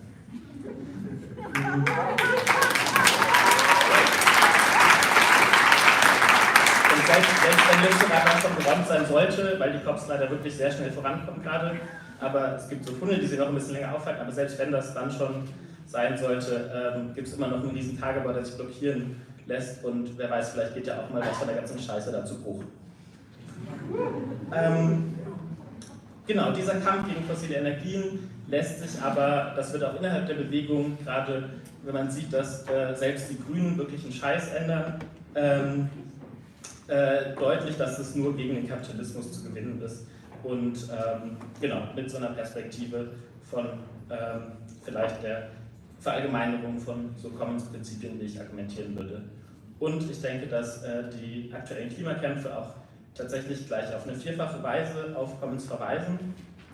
Einerseits bestehen die Kämpfe oft in der Verteidigung traditioneller Commons, zum Beispiel der Kampf der Yukba in Kolumbien, die das Land auf und von dem sie leben gegen auch einen Kohletagebau verteidigen. Der Hambacher Forst war auch ein als Commons genutzter Wald, bevor er an RWE verkauft wurde.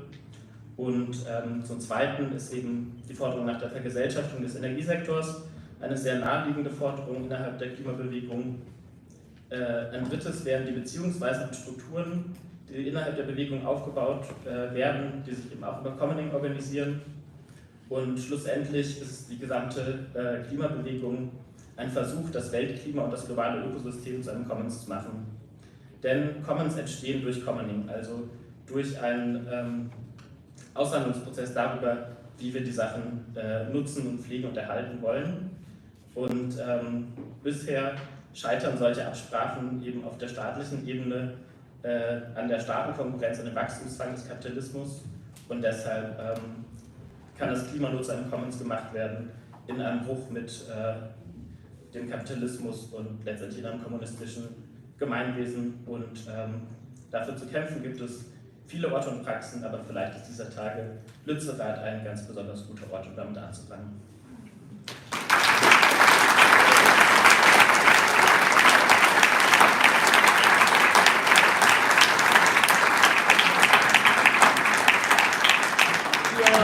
Danke euch allen sehr vielmals. Danke euch herzlich. Mir hat das Plenum einmal mehr gezeigt, wie wichtig es ist, dass wir uns organisieren. Gerade auch hier in der Schweiz, im Herzen des Finanzkapitals, im Herzen des globalen Rohstoffhandels. Es ist unerlässlich, dass wir das tun.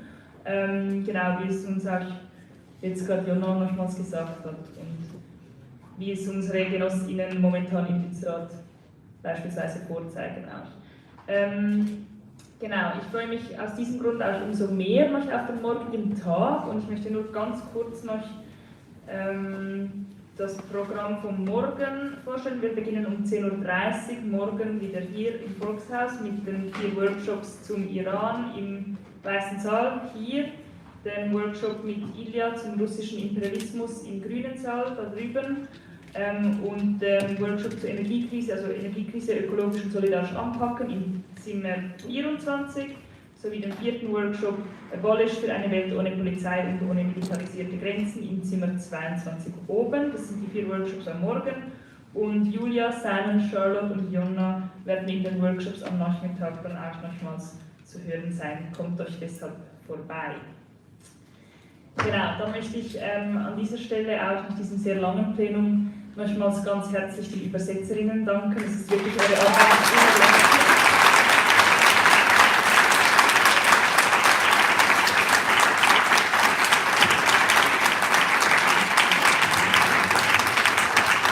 Ja, ohne die Arbeit der Übersetzerinnen wäre ein Internationalismus in dieser Form nicht möglich.